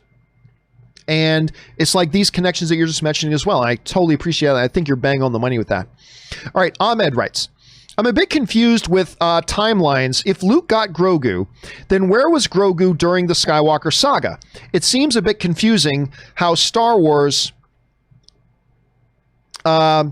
approaches their timeline during that as a whole. Happiest fan right now. I actually didn't know it was Luke until the reveal, so the suspense was epic. Well, I mean, really, Ahmed, it's not really confusing here at all. Remember, in the prequel era, Baby Yoda was in the Jedi Temple and got snuck away. We still don't know how he got out, but he was snuck out before the purge of the Jedi at the end of Revenge of the Sith. And in that time, he's just been, where he has been is a mystery. Well, through the years that covered his time in the Jedi Temple, to the beginning of Star Wars A New Hope, to the end of Return of the Jedi, where he has been since being snuck out of the Jedi Temple in the prequel eras, to the end of the original trilogy, nobody knows.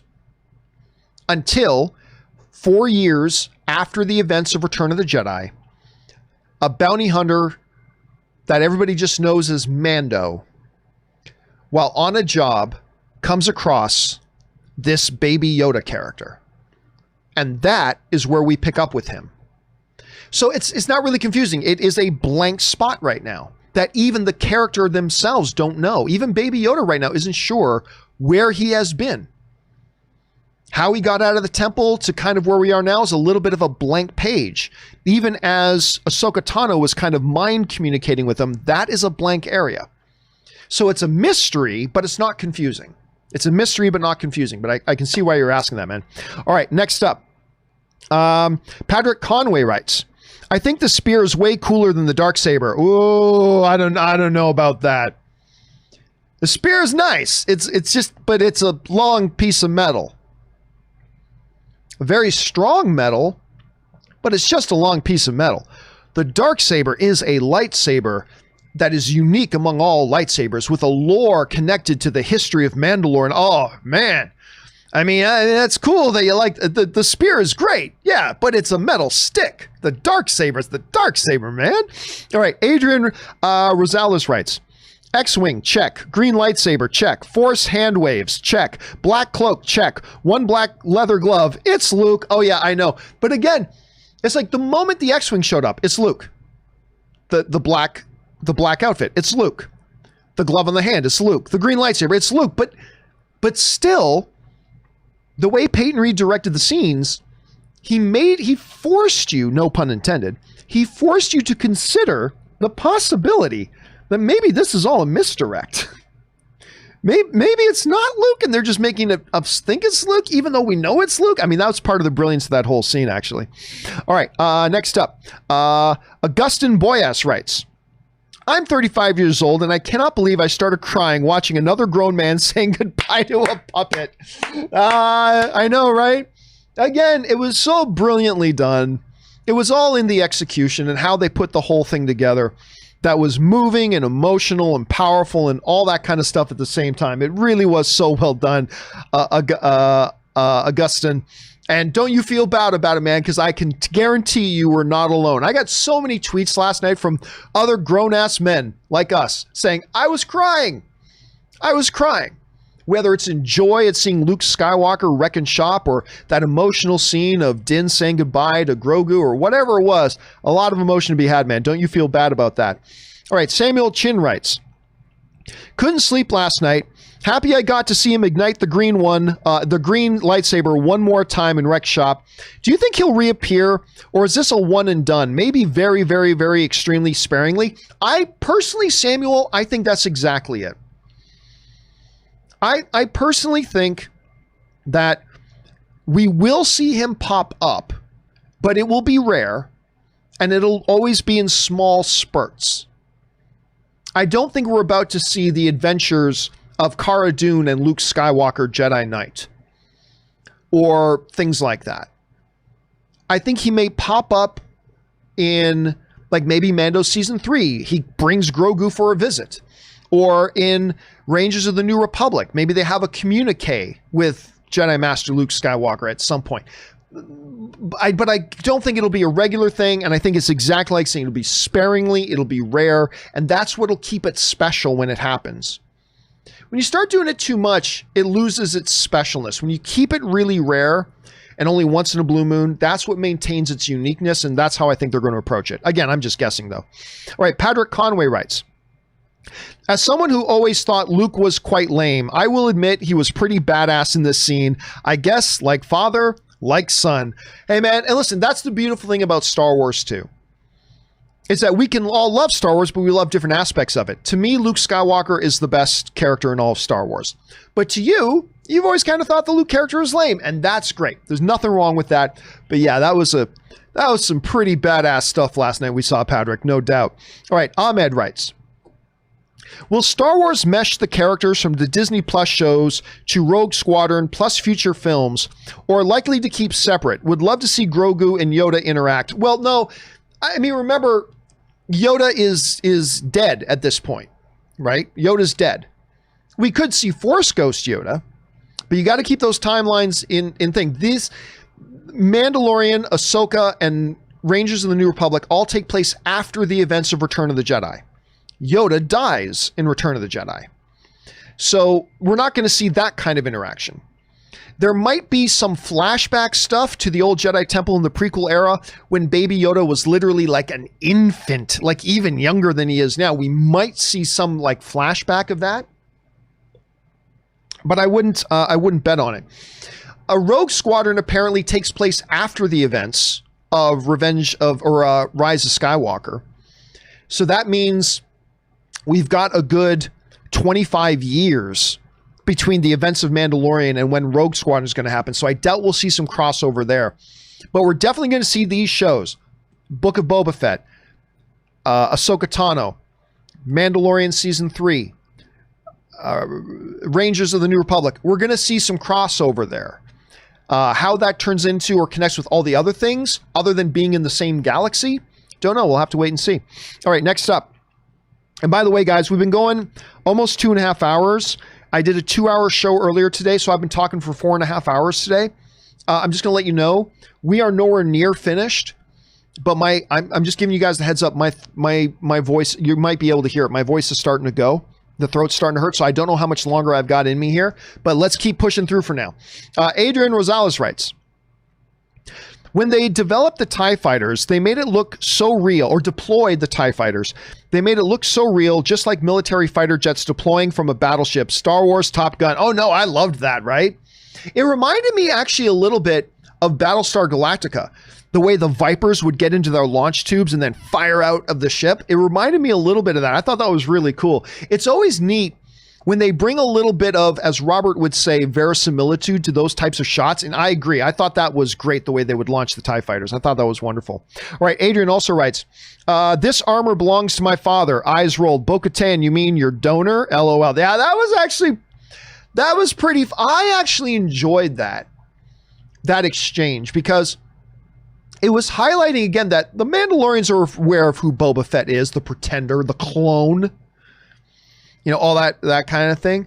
And the fact that she wasn't afraid to rub it into him a little bit, I thought that added texture to the scene. You know what I mean? So yeah, I really like that. It belonged to my father. Yes, Boba Fett, we have heard you say many times that armor belonged to your dad. We get it. You are the son of Jango Fett. We get it. Anyway, but I thought that was a really good exchange. Adrian also writes, did they just kill off any potential to a Bo-Katan series? The Darksaber is now Din Djarin. No, I think what they did was they set it up that is now Mandalorian Season 3. I don't think that a Bo-Katan series was in the cards. Bo-Katan is going to become an integral part to The Mandalorian, I believe. This opened up the door to Mandalorian Season 3. Mandalorian is now indebted to her for helping them rescue the child. And so she, although I guess they didn't need to go rescue her because Luke was going to find the child anyway and probably save the child himself. But he is indebted to Bo-Katan, and that's what we're going to get in Season 3. We'll see how this all kind of unfolds. Donald A. writes, overall, I love the episode, but my God, that uncanny valley for Luke's DH, I know. We've talked about it a lot today. I was able to get over it, and I'm fine with it. It didn't take away any of my joy. But I'm not going to be one of these people who's like, I like the episode, so I'm going to deny anything that was bad. No, that was bad. That was some pretty bad uncanny valley. It didn't ruin it for me. It didn't take me out of it. I was still able to just bask and soak in the glory of it anyway. But yeah, it was pretty bad. Tall Dude 3231 writes, big thanks, John, for giving us a space to talk about this. That was Luke from my childhood, and the one I wanted so bad for the sequels felt like a kid. I completely agree. Now look, I'm good.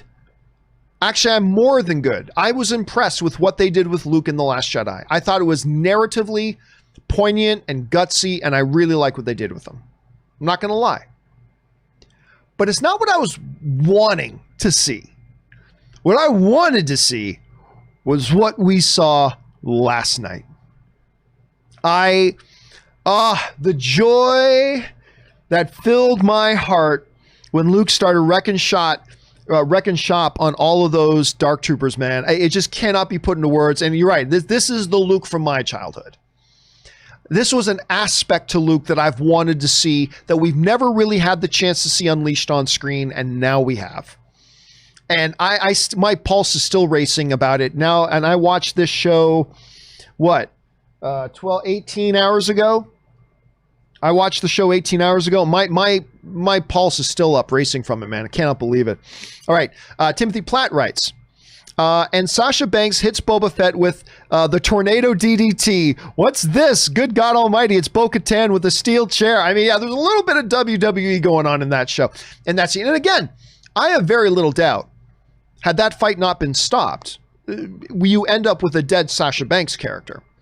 But I take no issue at all that a trained military, true Mandalorian warrior that fights alongside Bo-Katan and was one of Bo-Katan's honor guard, that she would get in a few shots on a beat up, weathered, still shaking the rust off Boba Fett.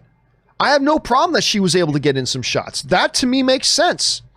She wasn't some pushover. Bo-Katan was the leader of the Mandalorian, and the Sasha Banks character is one of her best warriors. Of course she's going to get in some shots. I had no problem with that. But yeah, it got some wrestling aspect in there, no doubt. For those of you who may not know, Sasha Banks, the girl who plays Bo-Katan's right-hand Mandalorian, she is a professional wrestler in the WWE. Just for those of you who may not have known. All right, Ryan Lohner writes, I imagine Favreau now shouting at The Last Jedi haters like Barry Levinson from High Anxiety. Happy now? Happy? Happy now? Yeah, I can totally see. That is totally something Jon Favreau would do as well. There's no doubt about it. By the way, Jon Favreau, very close personal friend of Rian Johnson. Just throwing that out there. Man Mountain Gherkin 23 writes, one of the things I love most about The Mandalorian is that they don't make Mando look weak to make newcomers look badass. Mando's badassery remains firmly intact. He is more impressive now. Yes, but at the same time, they do the balance, right? They find that balance. This is one of the things that I like to say about the Tom Cruise character in Mission Impossible. Like in the most recent Mission Impossible, yeah, he's a big badass, but he'll also come across people who will whip him. Like that one scene in Mission Impossible where it's him and Henry Cavill and they're in that bathroom fight scene against the Asian dude, and the Asian dude is handing them their asses and just beating the crap out of them, right? So I love it when they can be badass, but they don't make them out to be invincible. Like Mando had to be saved from the Rhino monster by Baby Yoda. He had to get kind of lucky against that Dark Trooper. He can be beat. He can be in trouble. He had to be saved by Bo-Katan when the pirate sailors were going to drown him. Like, so they make him badass, but they also make it that he's mortal. He can be beat. And I like that they always mix that and found a nice little balance with that, Man Mountain. Adrian writes, Rogue One hallway scene equals Luke hallway scene, like father, like son, the Force crushed. Oh, the Force. See, I was giddy. Right? I was completely giddy watching Luke just wrecking all these Dark Troopers. Loved it. Was eating it all up. But the cherry on top, easily, Luke had just had one Dark Trooper left. Could have just taken his lightsaber. Okay, now you're done. But he didn't. He wanted to strut. Luke wanted a little Ric Flair strut. Styling and profiling. He wanted to flex a little bit, went and just crushed the guy like a car. I loved it, man. I ate that up. David Tapia writes, we have Fett, Andor, and Obi-Wan all in various states of production. So since Mando Season 3 hasn't begun shooting yet, can they still be released on Christmas Day in 2021? I don't know. I honestly, at this point, I have no idea what their release plans are. Will they release Mandalorian Season 3 prior to the Book of Boba Fett? Will they have it come out after the Book of Boba Fett? I have no idea. Do they just skip a year? I mean, they're saying they're going into production pretty quick, but I mean, maybe they skip a year. Maybe they say 2021 is going to be the Book of Boba Fett, and then 2022 we get Mandalorian Season 3. I don't think that's what they're doing, but that's a possibility too. There's still a little bit that's a little bit unknown, so we'll see how that all plays out a little bit later on. All right, Tanzir13 writes, I cried a little with Din, can convey so much emotion with just his words, but when he lets Grogu and others see his face, it hits me in the feels. Again, there was something so... They could have done it, and I think it would have been a little bit more cheesy. if Din decided, I want you, Baby Yoda, to see my face so you remember me. To me, it was more impactful that Baby Yoda, Grogu is the one who asked. And that despite his hard and fast rule, he was going to take off his helmet. There's just something about that makes it even more special to me. And I absolutely love that, Tenzir. Thanks for writing that in. All right, Sam Fisher writes, I effing loved it. Now we know why there was no Boba Fett announcement at Investor Day. Absolutely, that had to be a big surprise. It was in that post-credit scene. Will it run concurrently with Mando Season 3, or is it going to be Mando? Yeah, from what I understand, it's not going to be Mandalorian Season 3. It is not in and of itself going to be Mandalorian Season 3. There is going to be a Book of Boba Fett, and there's going to be a Mandalorian Season 3. So they will run concurrently, but in what order will they air? When does Mandalorian Season 3 actually come out? All that kind of stuff, that I don't know. There's still a lot of unanswered questions right now, which I'm sure we will find. I'm sure Deadline and Variety and all of them will find out very quickly, and we'll find out soon enough. But for now, it's still a little bit of a question, Sam, but I cannot wait. I cannot wait. And by the way, can I just throw out there right now?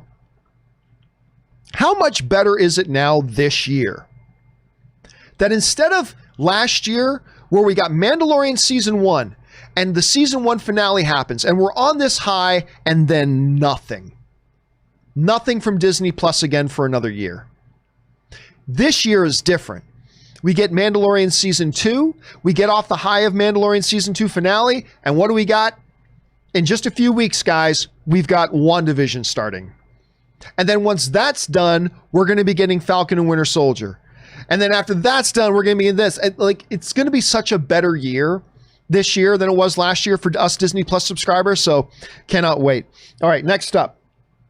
Sam Fisher writes, didn't love the CGI Luke. I don't think any of us did. It kind of pulled me out of the episode, though it was definitely better than the CGI of Tarkin for more. Oh, I disagree.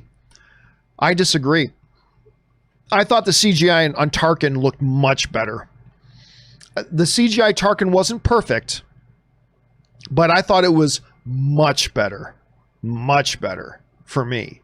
Now, of course, the Luke one also had an advantage. Luke literally didn't even move while he was talking. When the camera was on his face, he was not moving. Right? They didn't move him at all. Tarkin had to be a fully functioning character, moving in and out of other characters, like being expressive and moving around, right? And I still thought they did a better job, but that's just me, Sam. That's just my opinion. You felt a little bit differently, and that's okay.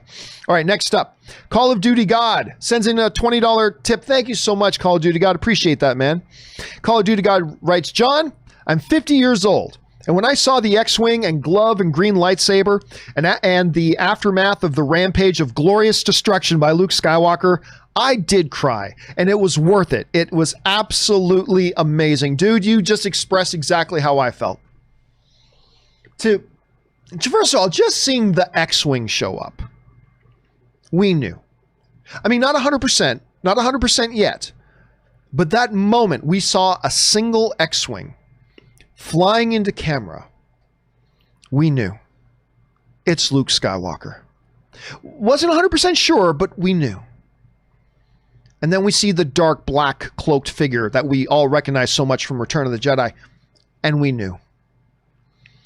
Not 100%, but we knew. Then with further confirmation of the glove, we knew. More confirmation, and the anticipation builds. But the anticipation can only build because Peyton Reed wasn't letting us 100% know. There was still that tiny room, a tiny bit of room, that maybe that's a different character.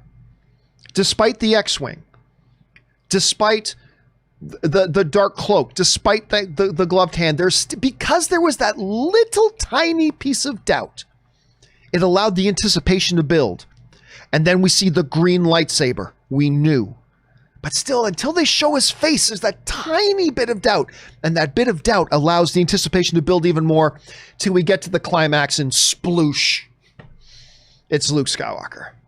And we all freak out. And we saw him wrecking shop and crushing the... Oh! Dude, it's incredible. It almost... It's hard to put into words the feeling that we as grown-ass men and women are instantly reverted to our child state. And just the joy and the wonder of what Star Wars can be blew my mind, man. Absolutely blew my mind. So thank you so much, Call of Duty God, for sharing that personal experience, because I think it resonates with a lot of us, man. I think it resonates with a hell of a lot of us. All right, let's move on here.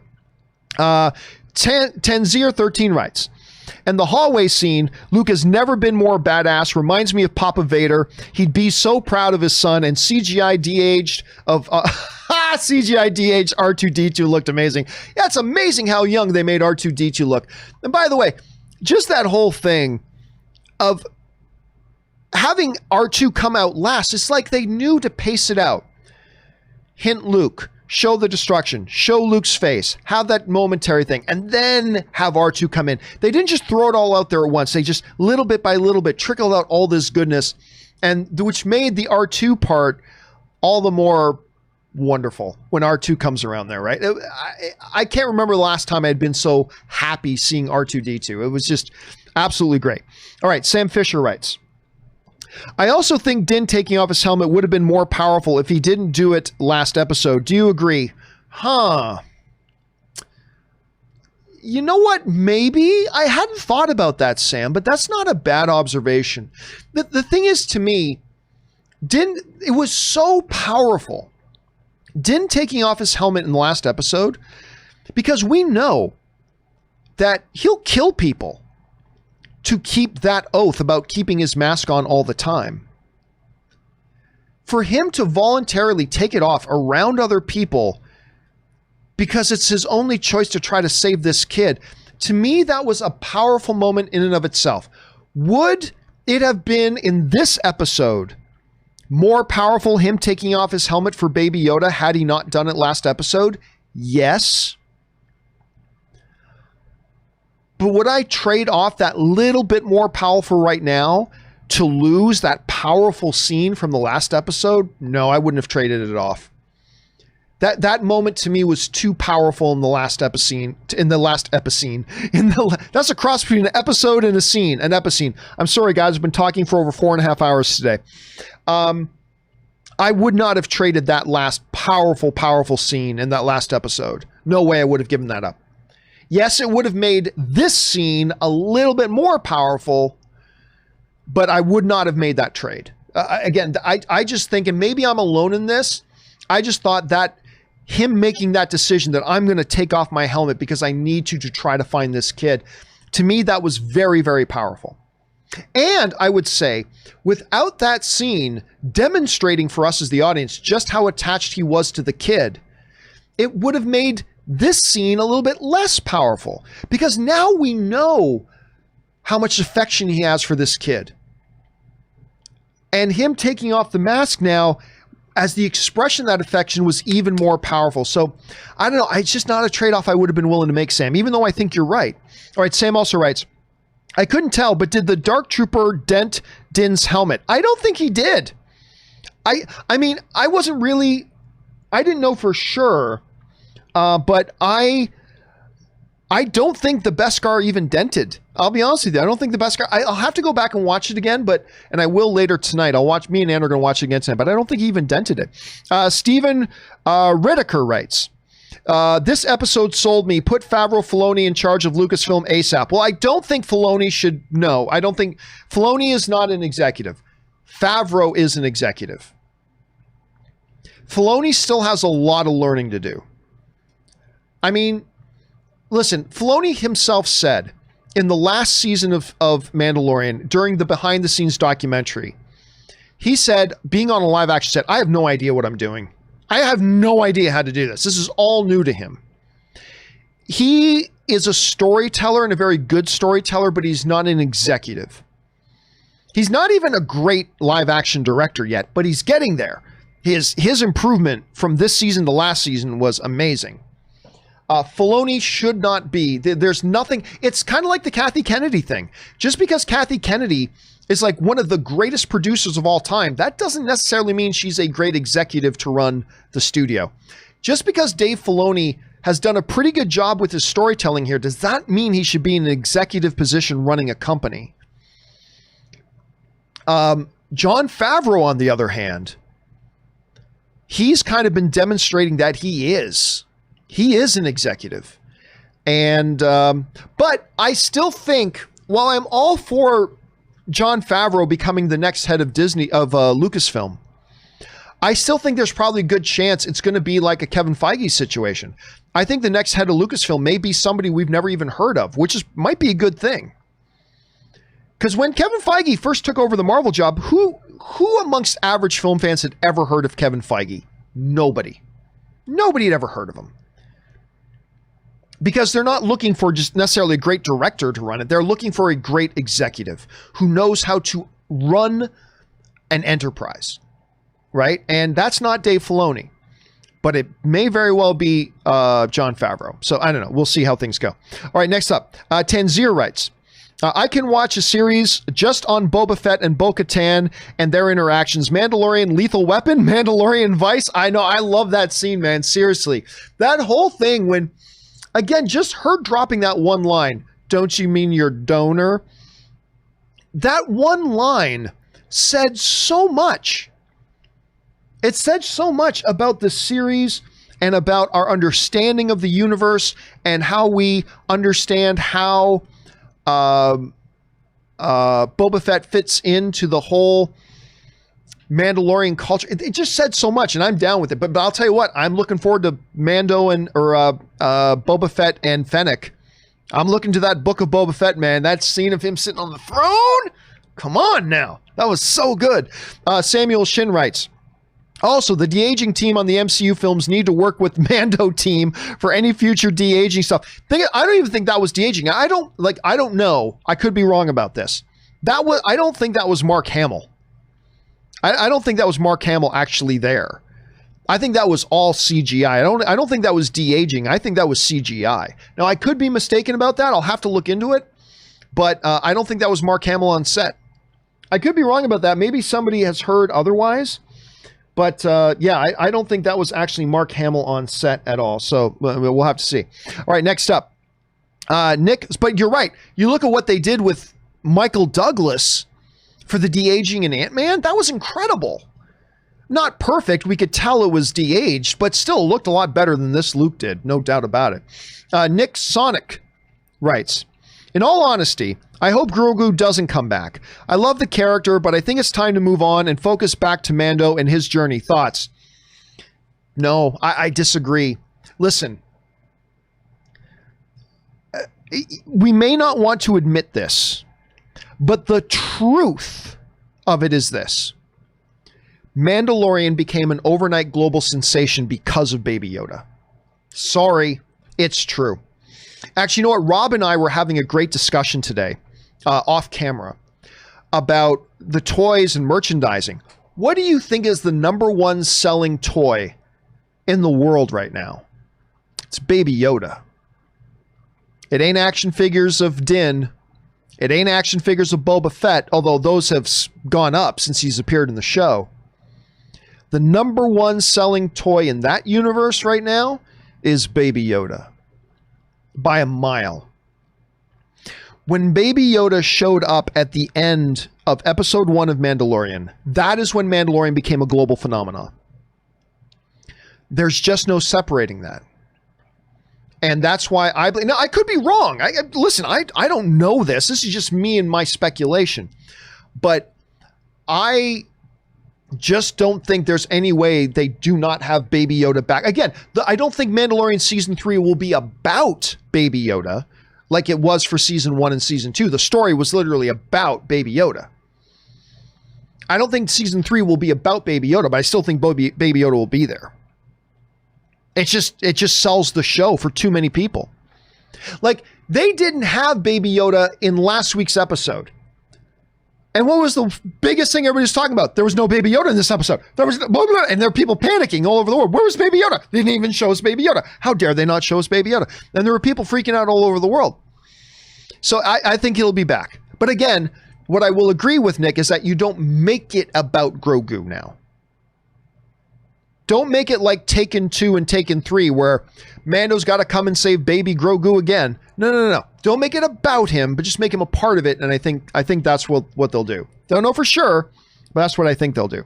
All right, Tristan Brown writes, John, you finally got what you've been waiting for since The Last Jedi. Luke Skywalker with the green lightsaber wrecking fools. Dude, I am telling you, if there was a thermometer that could measure joy, if there was some kind of thermometer that could actually physically measure out joy, it would have busted the thermometer last night. I was so happy.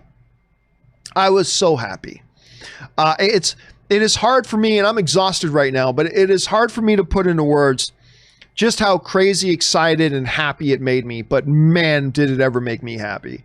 I was absolutely thrilled, Tristan. Absolutely thrilled. Thanks for asking that. All right, Charles Grindstaff writes, I wanted the series to end with a time skip in a bar with a 2-foot tall Mando with big ears walking in, credits roll. Yeah, like a little Mandalorian with the helmet on, but it's Yoda sized. No, I'm glad they didn't do that.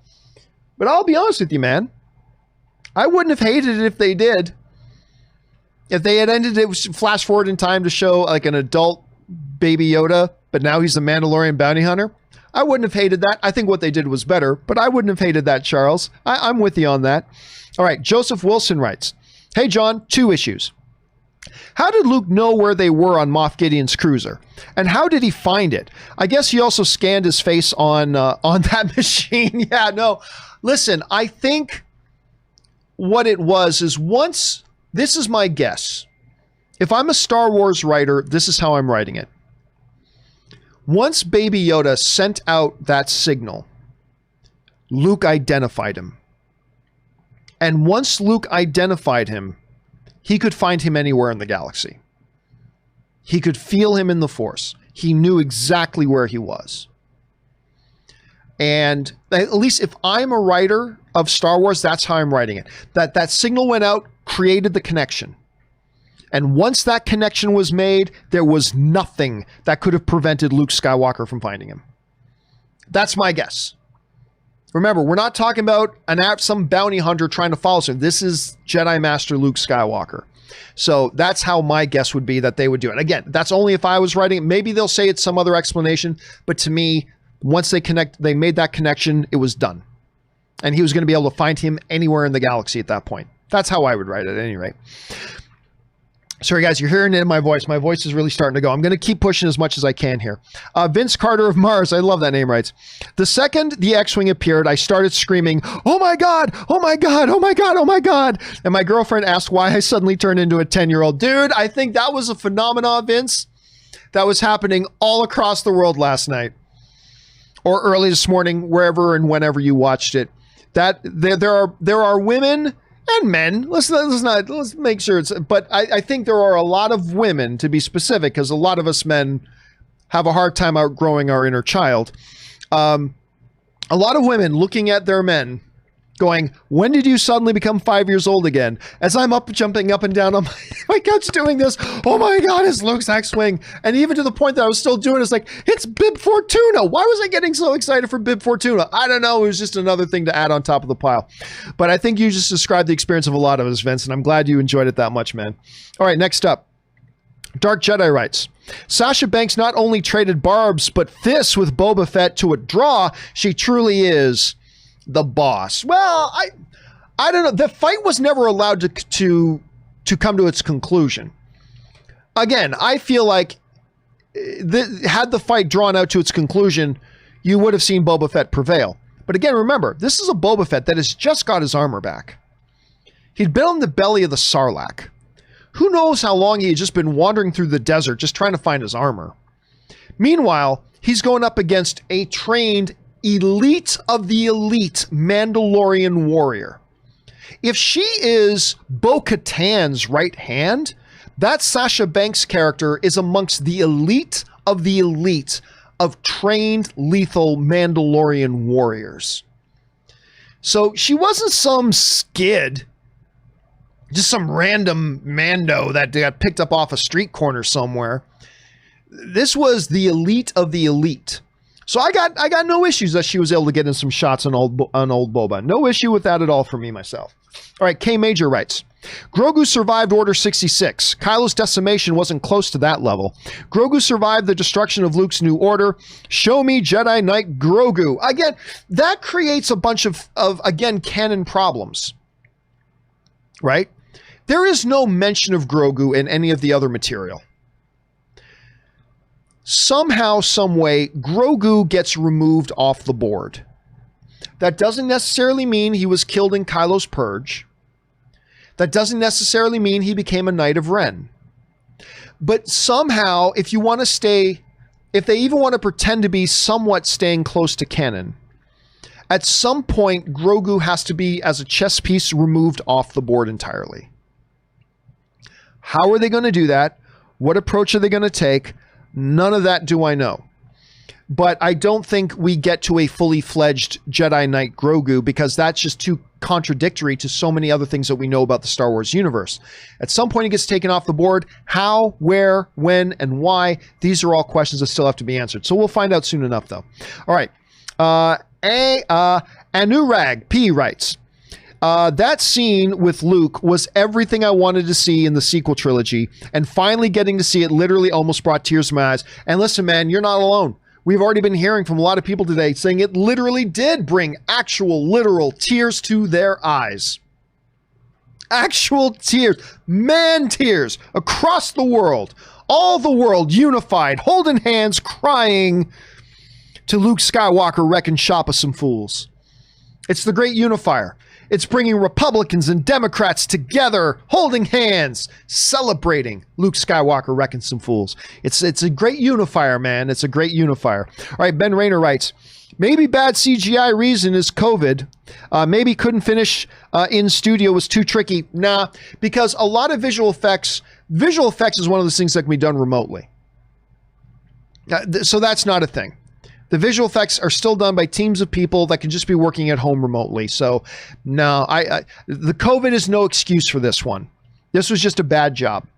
In the midst of a terrific episode that everything else is fantastic, the one negative thing was, and we got to call it on it. If we're going to give it its praise, we got to call it on the stuff that was weak. That was weak. And COVID's not an excuse for it, unfortunately. All right. Samuel Chin writes, I love the green saber and his black robe. To me, it symbolized his growth from a whiny farm boy craving adventure to a full-fledged Jedi. Yeah, I mean, we really saw that. To me, we saw that manifestation, that metamorphosis in the Emperor's throne room when when Luke faced his come to Jesus moment, where the Emperor's like, good, strike your father down and take his place at my side. And he could have killed his father, and his dad is sitting there with his hand cut off and breathing heavy. That true metamorphosis happened in that moment, when he threw his lightsaber aside and said, you failed, Your Highness. I'm a Jedi like my father. Like, that to me was the moment he transformed. There was growth throughout all the movies, but that was the moment that he came out of the chrysalis and the metamorphosis was complete, and he was now Luke Skywalker, Jedi Knight. And we see an extension of that even develop further when he shows up. That very confident, again, a little bit of Jedi smugness, very self-assured Luke Skywalker that we got to see wreck some fools, and it was really good to see. Samuel Chin writes, I love the green saber. He liked it so much he repeated it twice. Thanks for that, Samuel. Boy named Sue 4 writes, Sniff, I'm not crying, you're crying. Again, man, I think that was a lot of grown men, dude. A lot of grown men and women across the world last night. Malachi Smith writes, I kind of feel a Danny and John vibe from Game of Thrones with Din and Bo. But was I the only one more excited to see R2 than Luke? See, here's, again, I don't know. There could be, listen, they could definitely get romance between Din and Bo-Katan. That could easily turn into a romance. Absolutely. Whether they do go that way, I'm not sure. But the R2 thing for me was, again, it was the summation of the buildup. We were getting big hit after big hit, and then it just kind of the cherry on top is R2 there. So I don't blame you, man, for that. I was super excited to see R2 as well. Way more excited than I thought I would have been seeing R2-D2. Like, way more excited. All right, next up. Operation Spider writes, I was low-key hoping for Sebastian Stan. Well, I don't understand this obsession with, I'll just be frank with you. I do not understand this obsession with Sebastian Stan. I don't. He looks like I get it, but that's not why you cast somebody, at least not to me. But hey, I like Sebastian Stan. I've met Sebastian Stan. I've had him in my studio before. He's a great guy. I very much like Sebastian Stan. I just don't get why everybody wishes it had to be that one actor. It's like when everybody thought that Billy Zane should have played. Do you guys remember this? Before Man of Steel was made, and they were talking about a new Superman movies coming, everybody in the world was like, Billy Zane should be Lex Luthor. Why? Because he had just done some movie. Billy Zane had just done some movie where he had a shaved head. So, see, he should be Lex Luthor. Billy Zane should be Lex Luthor. And I never understood that. But I like Sebastian Stan very much. I just don't understand why everybody's so obsessed with this guy be Sebastian Stan. Anyway, Empire Fan 1980 writes, how many years has it been after the Battle of Jakku? Isn't Ben Solo been born already? This, I don't think Ben would have been born yet. No, I don't think Ben would have been born yet. This all happens I believe they said Mandalorian season 1 starts 3 to 4 years. I may be off by 6 months or a year, but roughly Mandalorian season 1 takes place 3 to 4 years after the events of Return of the Jedi. So I don't think necessarily Kylo Ren has even been born yet. It'll be close, but yeah, I'm going to go with I bet he wasn't born yet. If not yet, then probably pretty soon. All right, King Roman writes, 1 of 2. Hi, John and Ann. Well, Ann's not here anymore, unfortunately. I sent in the final super chat on last week's recap about the emotional impact on Mando taking off his helmet to Grogu. And I don't know where part 2 is. Okay, there it is. You both agreed that it would be a good emotional scene, but didn't know if it would fit narrative-wise. My question is, do you think it worked? Well, again, I think at the time, the context we were talking about was like him coming... At the time, what you were talking about was him going into the prison where he was being held and taking off the mask to assure him, right? And I don't think it would have worked in that context.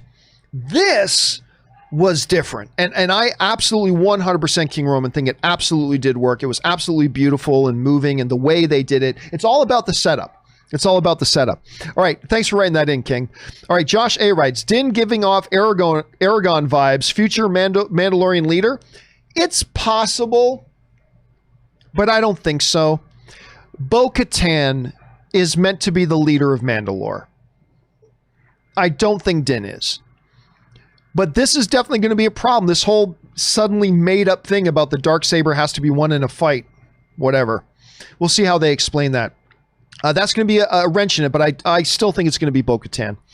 Shadow Ninja writes, I feel like the bar scene showed why she didn't take it. It seems they weren't united with Bo before, maybe because some clans felt she didn't earn it. I mean, they could say that, but that was never hinted at in any of the other Star Wars stuff before. Like, it literally, when she takes the Darksaber in Rebels, it was a non-issue for anybody. Like, nobody so much as raised the slightest bit of concern. If it was truly that big of a deal, you would have thought it would at least have been mentioned, right? Like, at least mentioned. But it wasn't even so brought up as the slightest concern. Sorry, my throat's going. It wasn't even brought up as the slightest concern at the time. So, I mean, maybe that's the way they write around it, Shadow Ninja. I'm not sure. But they're going to have to find some way, because it in no way was the slightest problem before. And all of a sudden now it means the world. Like, even on the bridge on an enemy ship, I can't even touch it. You had no problem with it before, even remotely. And nobody else around you had a problem with it either. So why is this such a big deal now? We'll have to see. We'll have to see how they figure out a way around that. Karam Potts writes, and sends in $25. Thank you so much, Karen, for supporting the channel on that level. Really appreciate that very much. The new way they use swear words now is so great. Also, I can't wait to see what happens with the Darksaber. Yeah, listen, that is all Mando Season 3. And yes, the way they kind of incorporate swear words, it reminds me again a lot of Battlestar Galactica when they used frack, right? Frack became the new big word that was their big swear word, right? Frack, or something along those lines. You see them incorporating a little bit of that into Mandalorian as well, which I thought was like just premium and choice. And listen, obviously, Mandalorian Season 3 is going to really expand the show. Because now the stakes are even higher. Now the scope is even broader. Now you have Din going with Bo-Katan to help her retake their homeworld, to retake Mandalore. This is going to be big. This is going to be, I think, a very big, ambitious step forward for the Mandalorian series, and the way the Darksaber is going to become the center of all that. Absolutely, Karam. It's going to be huge. I cannot wait. I'm excited to see where they go with this, and I'm excited to see where they go with this, and it's going to be really, really intense and awesome to see how they do it. All right, Jake Walsh writes, did R2 and Grogu recognize each other from the temple? I don't think so. Can't remember if R2's memory got wiped. Also, do you think the next season is going to be Bo and Mando fighting for the throne of Mandalore? Nah, I don't see. Look, the issue that is now caused with, how does Bo-Katan get the lightsaber from Din? That's going to become an issue. But we're not about to see Bo-Katan become the villain of the series and Mando the hero, and the show's going to be about them fighting each other. It's going to be about them taking back Mandalore together. Now, at some point, they're going to have to address the elephant in the room about how she gets that Darksaber back from him. That's going to become a plot point for sure. But I don't think the show is going to be about, Din versus Bo-Katan. I don't think that's what this is going to be. I think it'll be, we're doing this together, but it's always around, at some point, it's going to have to come down to you and me. At some point, we got to resolve this thing about the Darksaber. Din has no desire to be the leader of Mandalore. Bo-Katan is the leader of Mandalore. She's the rightful holder of the Darksaber, and they will figure this out. And it'll be a part of the show, but it won't be the basis of the show. You know what I mean? At least that's my guess, Jake. That is my guess. All right. Adrian Rosales writes, and sends in $20 to be supportive. Thank you so much, Adrian, for supporting the channel on that level, man. We really appreciate that, man. Adrian writes, congrats on your new home. Thank you. Ann and I just bought a house. We got our keys yesterday. So we move in 6 weeks. We're very excited. Wishing you guys the best. Happy holidays, John and Ann. Thank you for all you do. I really enjoyed these Mandalorian shows with you two, and we have loved doing it. It's been so much fun for Ann and I together to do this stuff. But it's also been really, really cool to just have one show a week that we all just get to geek out together, like just completely geek out about our love for this show. So that's been really great. So thank you, Adrian, for coming along with us on the ride, man. And thank you for supporting the channel at the same time. Appreciate that. Okay. Andy Newton just sends in a super chat to be supportive. Thank you so much, Andy. Really appreciate that, man. King Roman, we already got to King Roman's second chat. Suthius writes, isn't Sasha Banks and Duty McDude a porno? It does sound like the name of a porno, doesn't it? Sasha Banks and Duty McDude. The guy, the other Mandalorian who was in the other episode but suddenly disappeared this one. I hope at some point they kind of explained where he suddenly magically went. Andy Newton writes, Kathleen Kennedy, so they don't love Star Wars anymore. Hold my effing beer. I know, right? Listen, I hold Kathy Kennedy responsible for a lot of stuff. Rightfully so. But you got to give credit where it's due. If it were not for Kathy Kennedy, doesn't matter how much Jon Favreau wanted to make this show. If it wasn't for Kathy Kennedy, we never would have had Mandalorian. Sorry. That's not a matter of opinion. That is a fact. If it were not for Kathy Kennedy, we wouldn't have Mandalorian. Favreau came up with the concept and the idea, and he wanted to do it, but there were hundreds of filmmakers who had ideas and wanted to do their ideas. Kathy Kennedy recognized the potential in this, and she greenlit it, and she had the foresight to pair him up with Dave Filoni at the same time. It was a great move. She hasn't had a lot of great moves, but it was a great move. And yeah, hey, listen, this one was a win for her. Mandalorian was definitely a win. Rise of Skywalker, not so much. But and her lack of a plan for the overall sequel trilogy, not so much. Her inability to be on the same page with most of her directors, not so much. But you got to give credit where it's due. This one was a win for her. This one was a job well done. So we'll give her that credit. All right, Aaron Comer sends in $20 super chat. Thank you so much, Aaron, for supporting the channel on that level, man.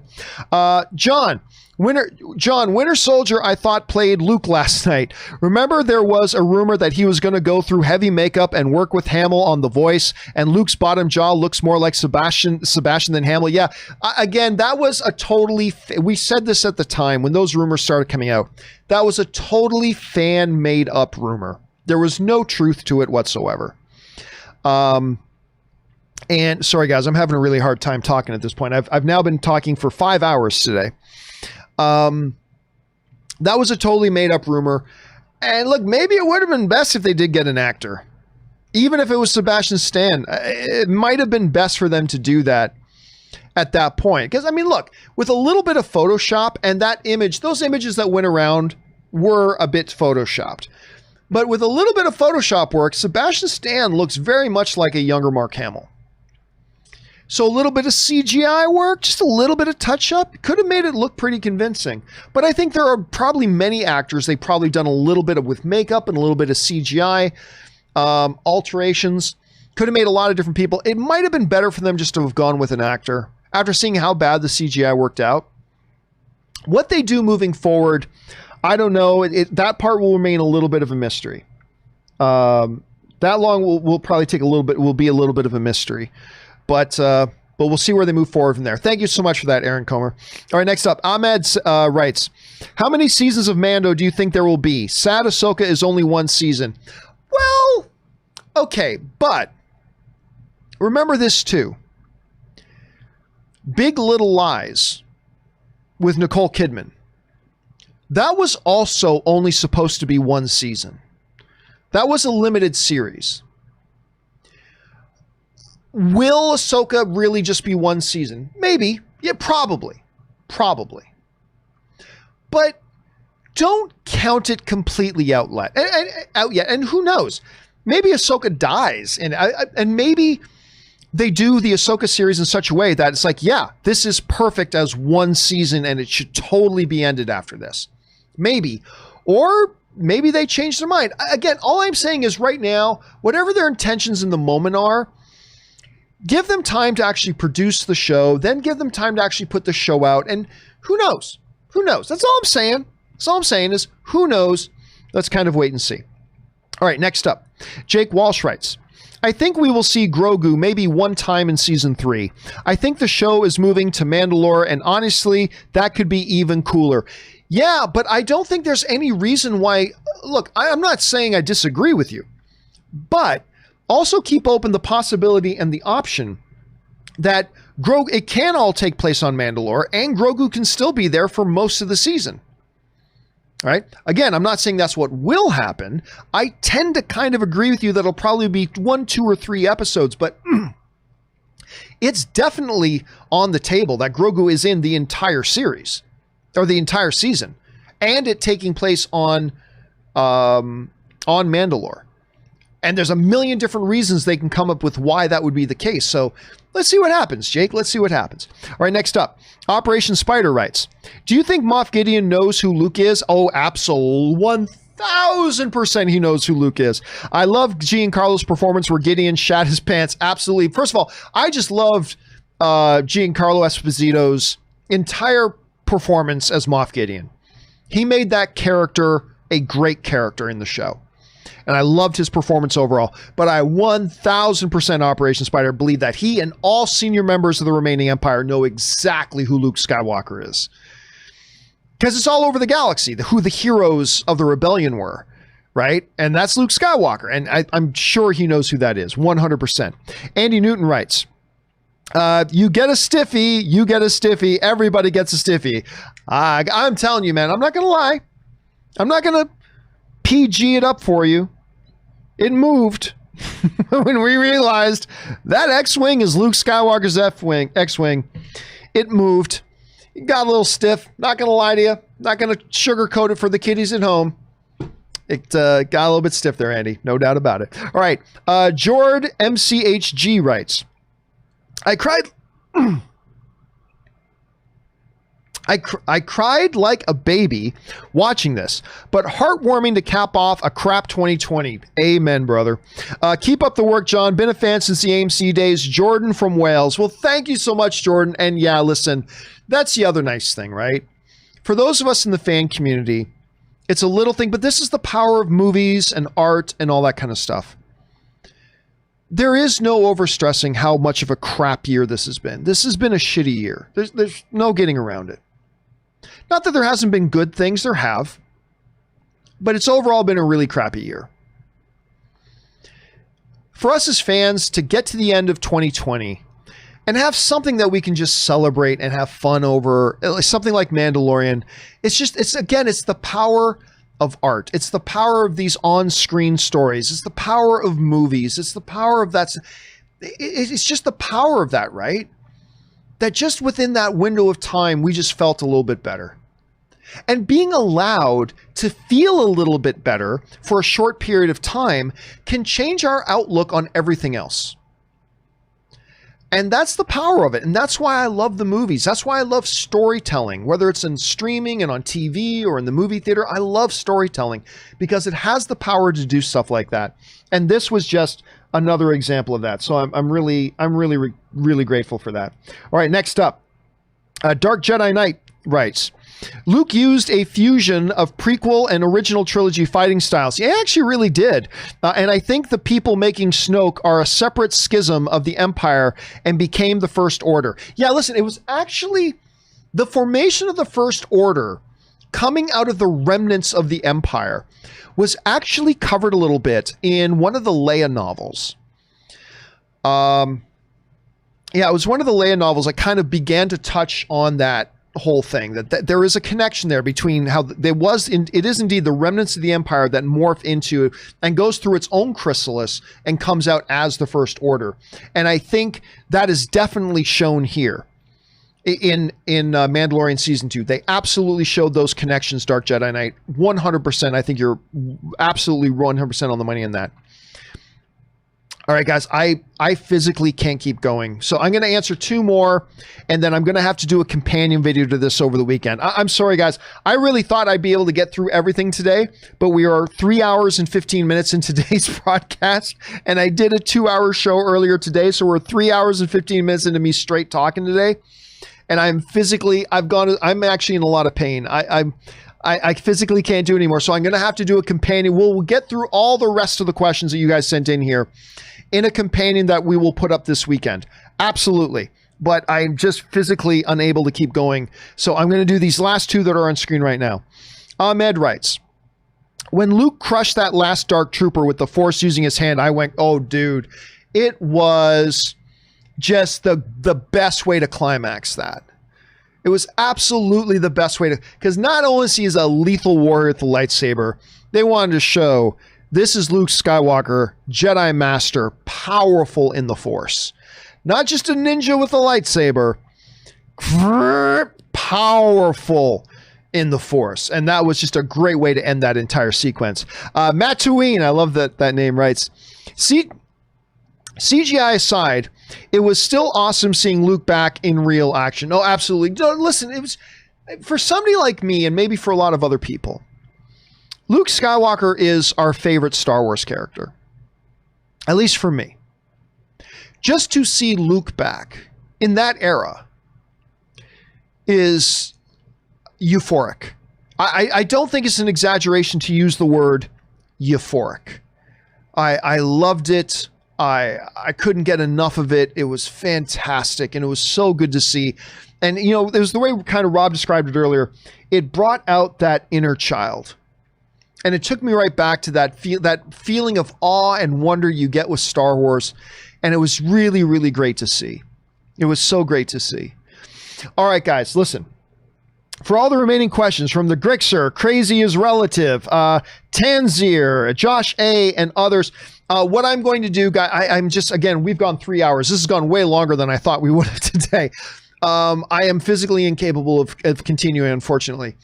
So we will do a companion video to this weekend. I'll have that either up on Saturday or Sunday. Keep your eyes open for that. Special thank you to all you guys who sent in those questions very, very much. I'm going to get to every single one of them. Don't worry. It just, unfortunately, I can't do it here on this show right now. So my apologies that I can't get to them right now. But we will get to them this weekend. And so we will have a Mandalorian spoiler discussion part 2 coming up this weekend. Again, guys, deepest thanks to all of you guys for being here. And let's for a second just take a moment to appreciate how great this season has been. It's been a wonderful season. A lot of fan service, but in the best way. A lot of cheers, a lot of cool things. And it was just a wonderful, wonderful way. Just like one of the most recent commenters said, a great way to end off 2020. It fills my heart with joy. Cannot wait for the Acolyte. Cannot wait for even I don't like Ahsoka Tano, and I'm like, I can't wait for Ahsoka Tano to come. Can't wait for Rangers of the New Republic. Can't wait for the Book of Boba Fett. Cannot wait for the Obi-Wan series. Cannot wait for Mandalorian Season 3. Cannot wait for Rogue Squadron. On and on and on. Just so much. And the Mandalorian Season 2 is just like the promise of what is to come. And I'm super excited. Thank you guys for being here and being excited along with me. Again, we will get to the companion video this weekend. I'm out of it, guys. I can't do it anymore. Sorry about that. Thank you so much, everybody. My name is John Campea. And until the companion video, my friends, this is the way.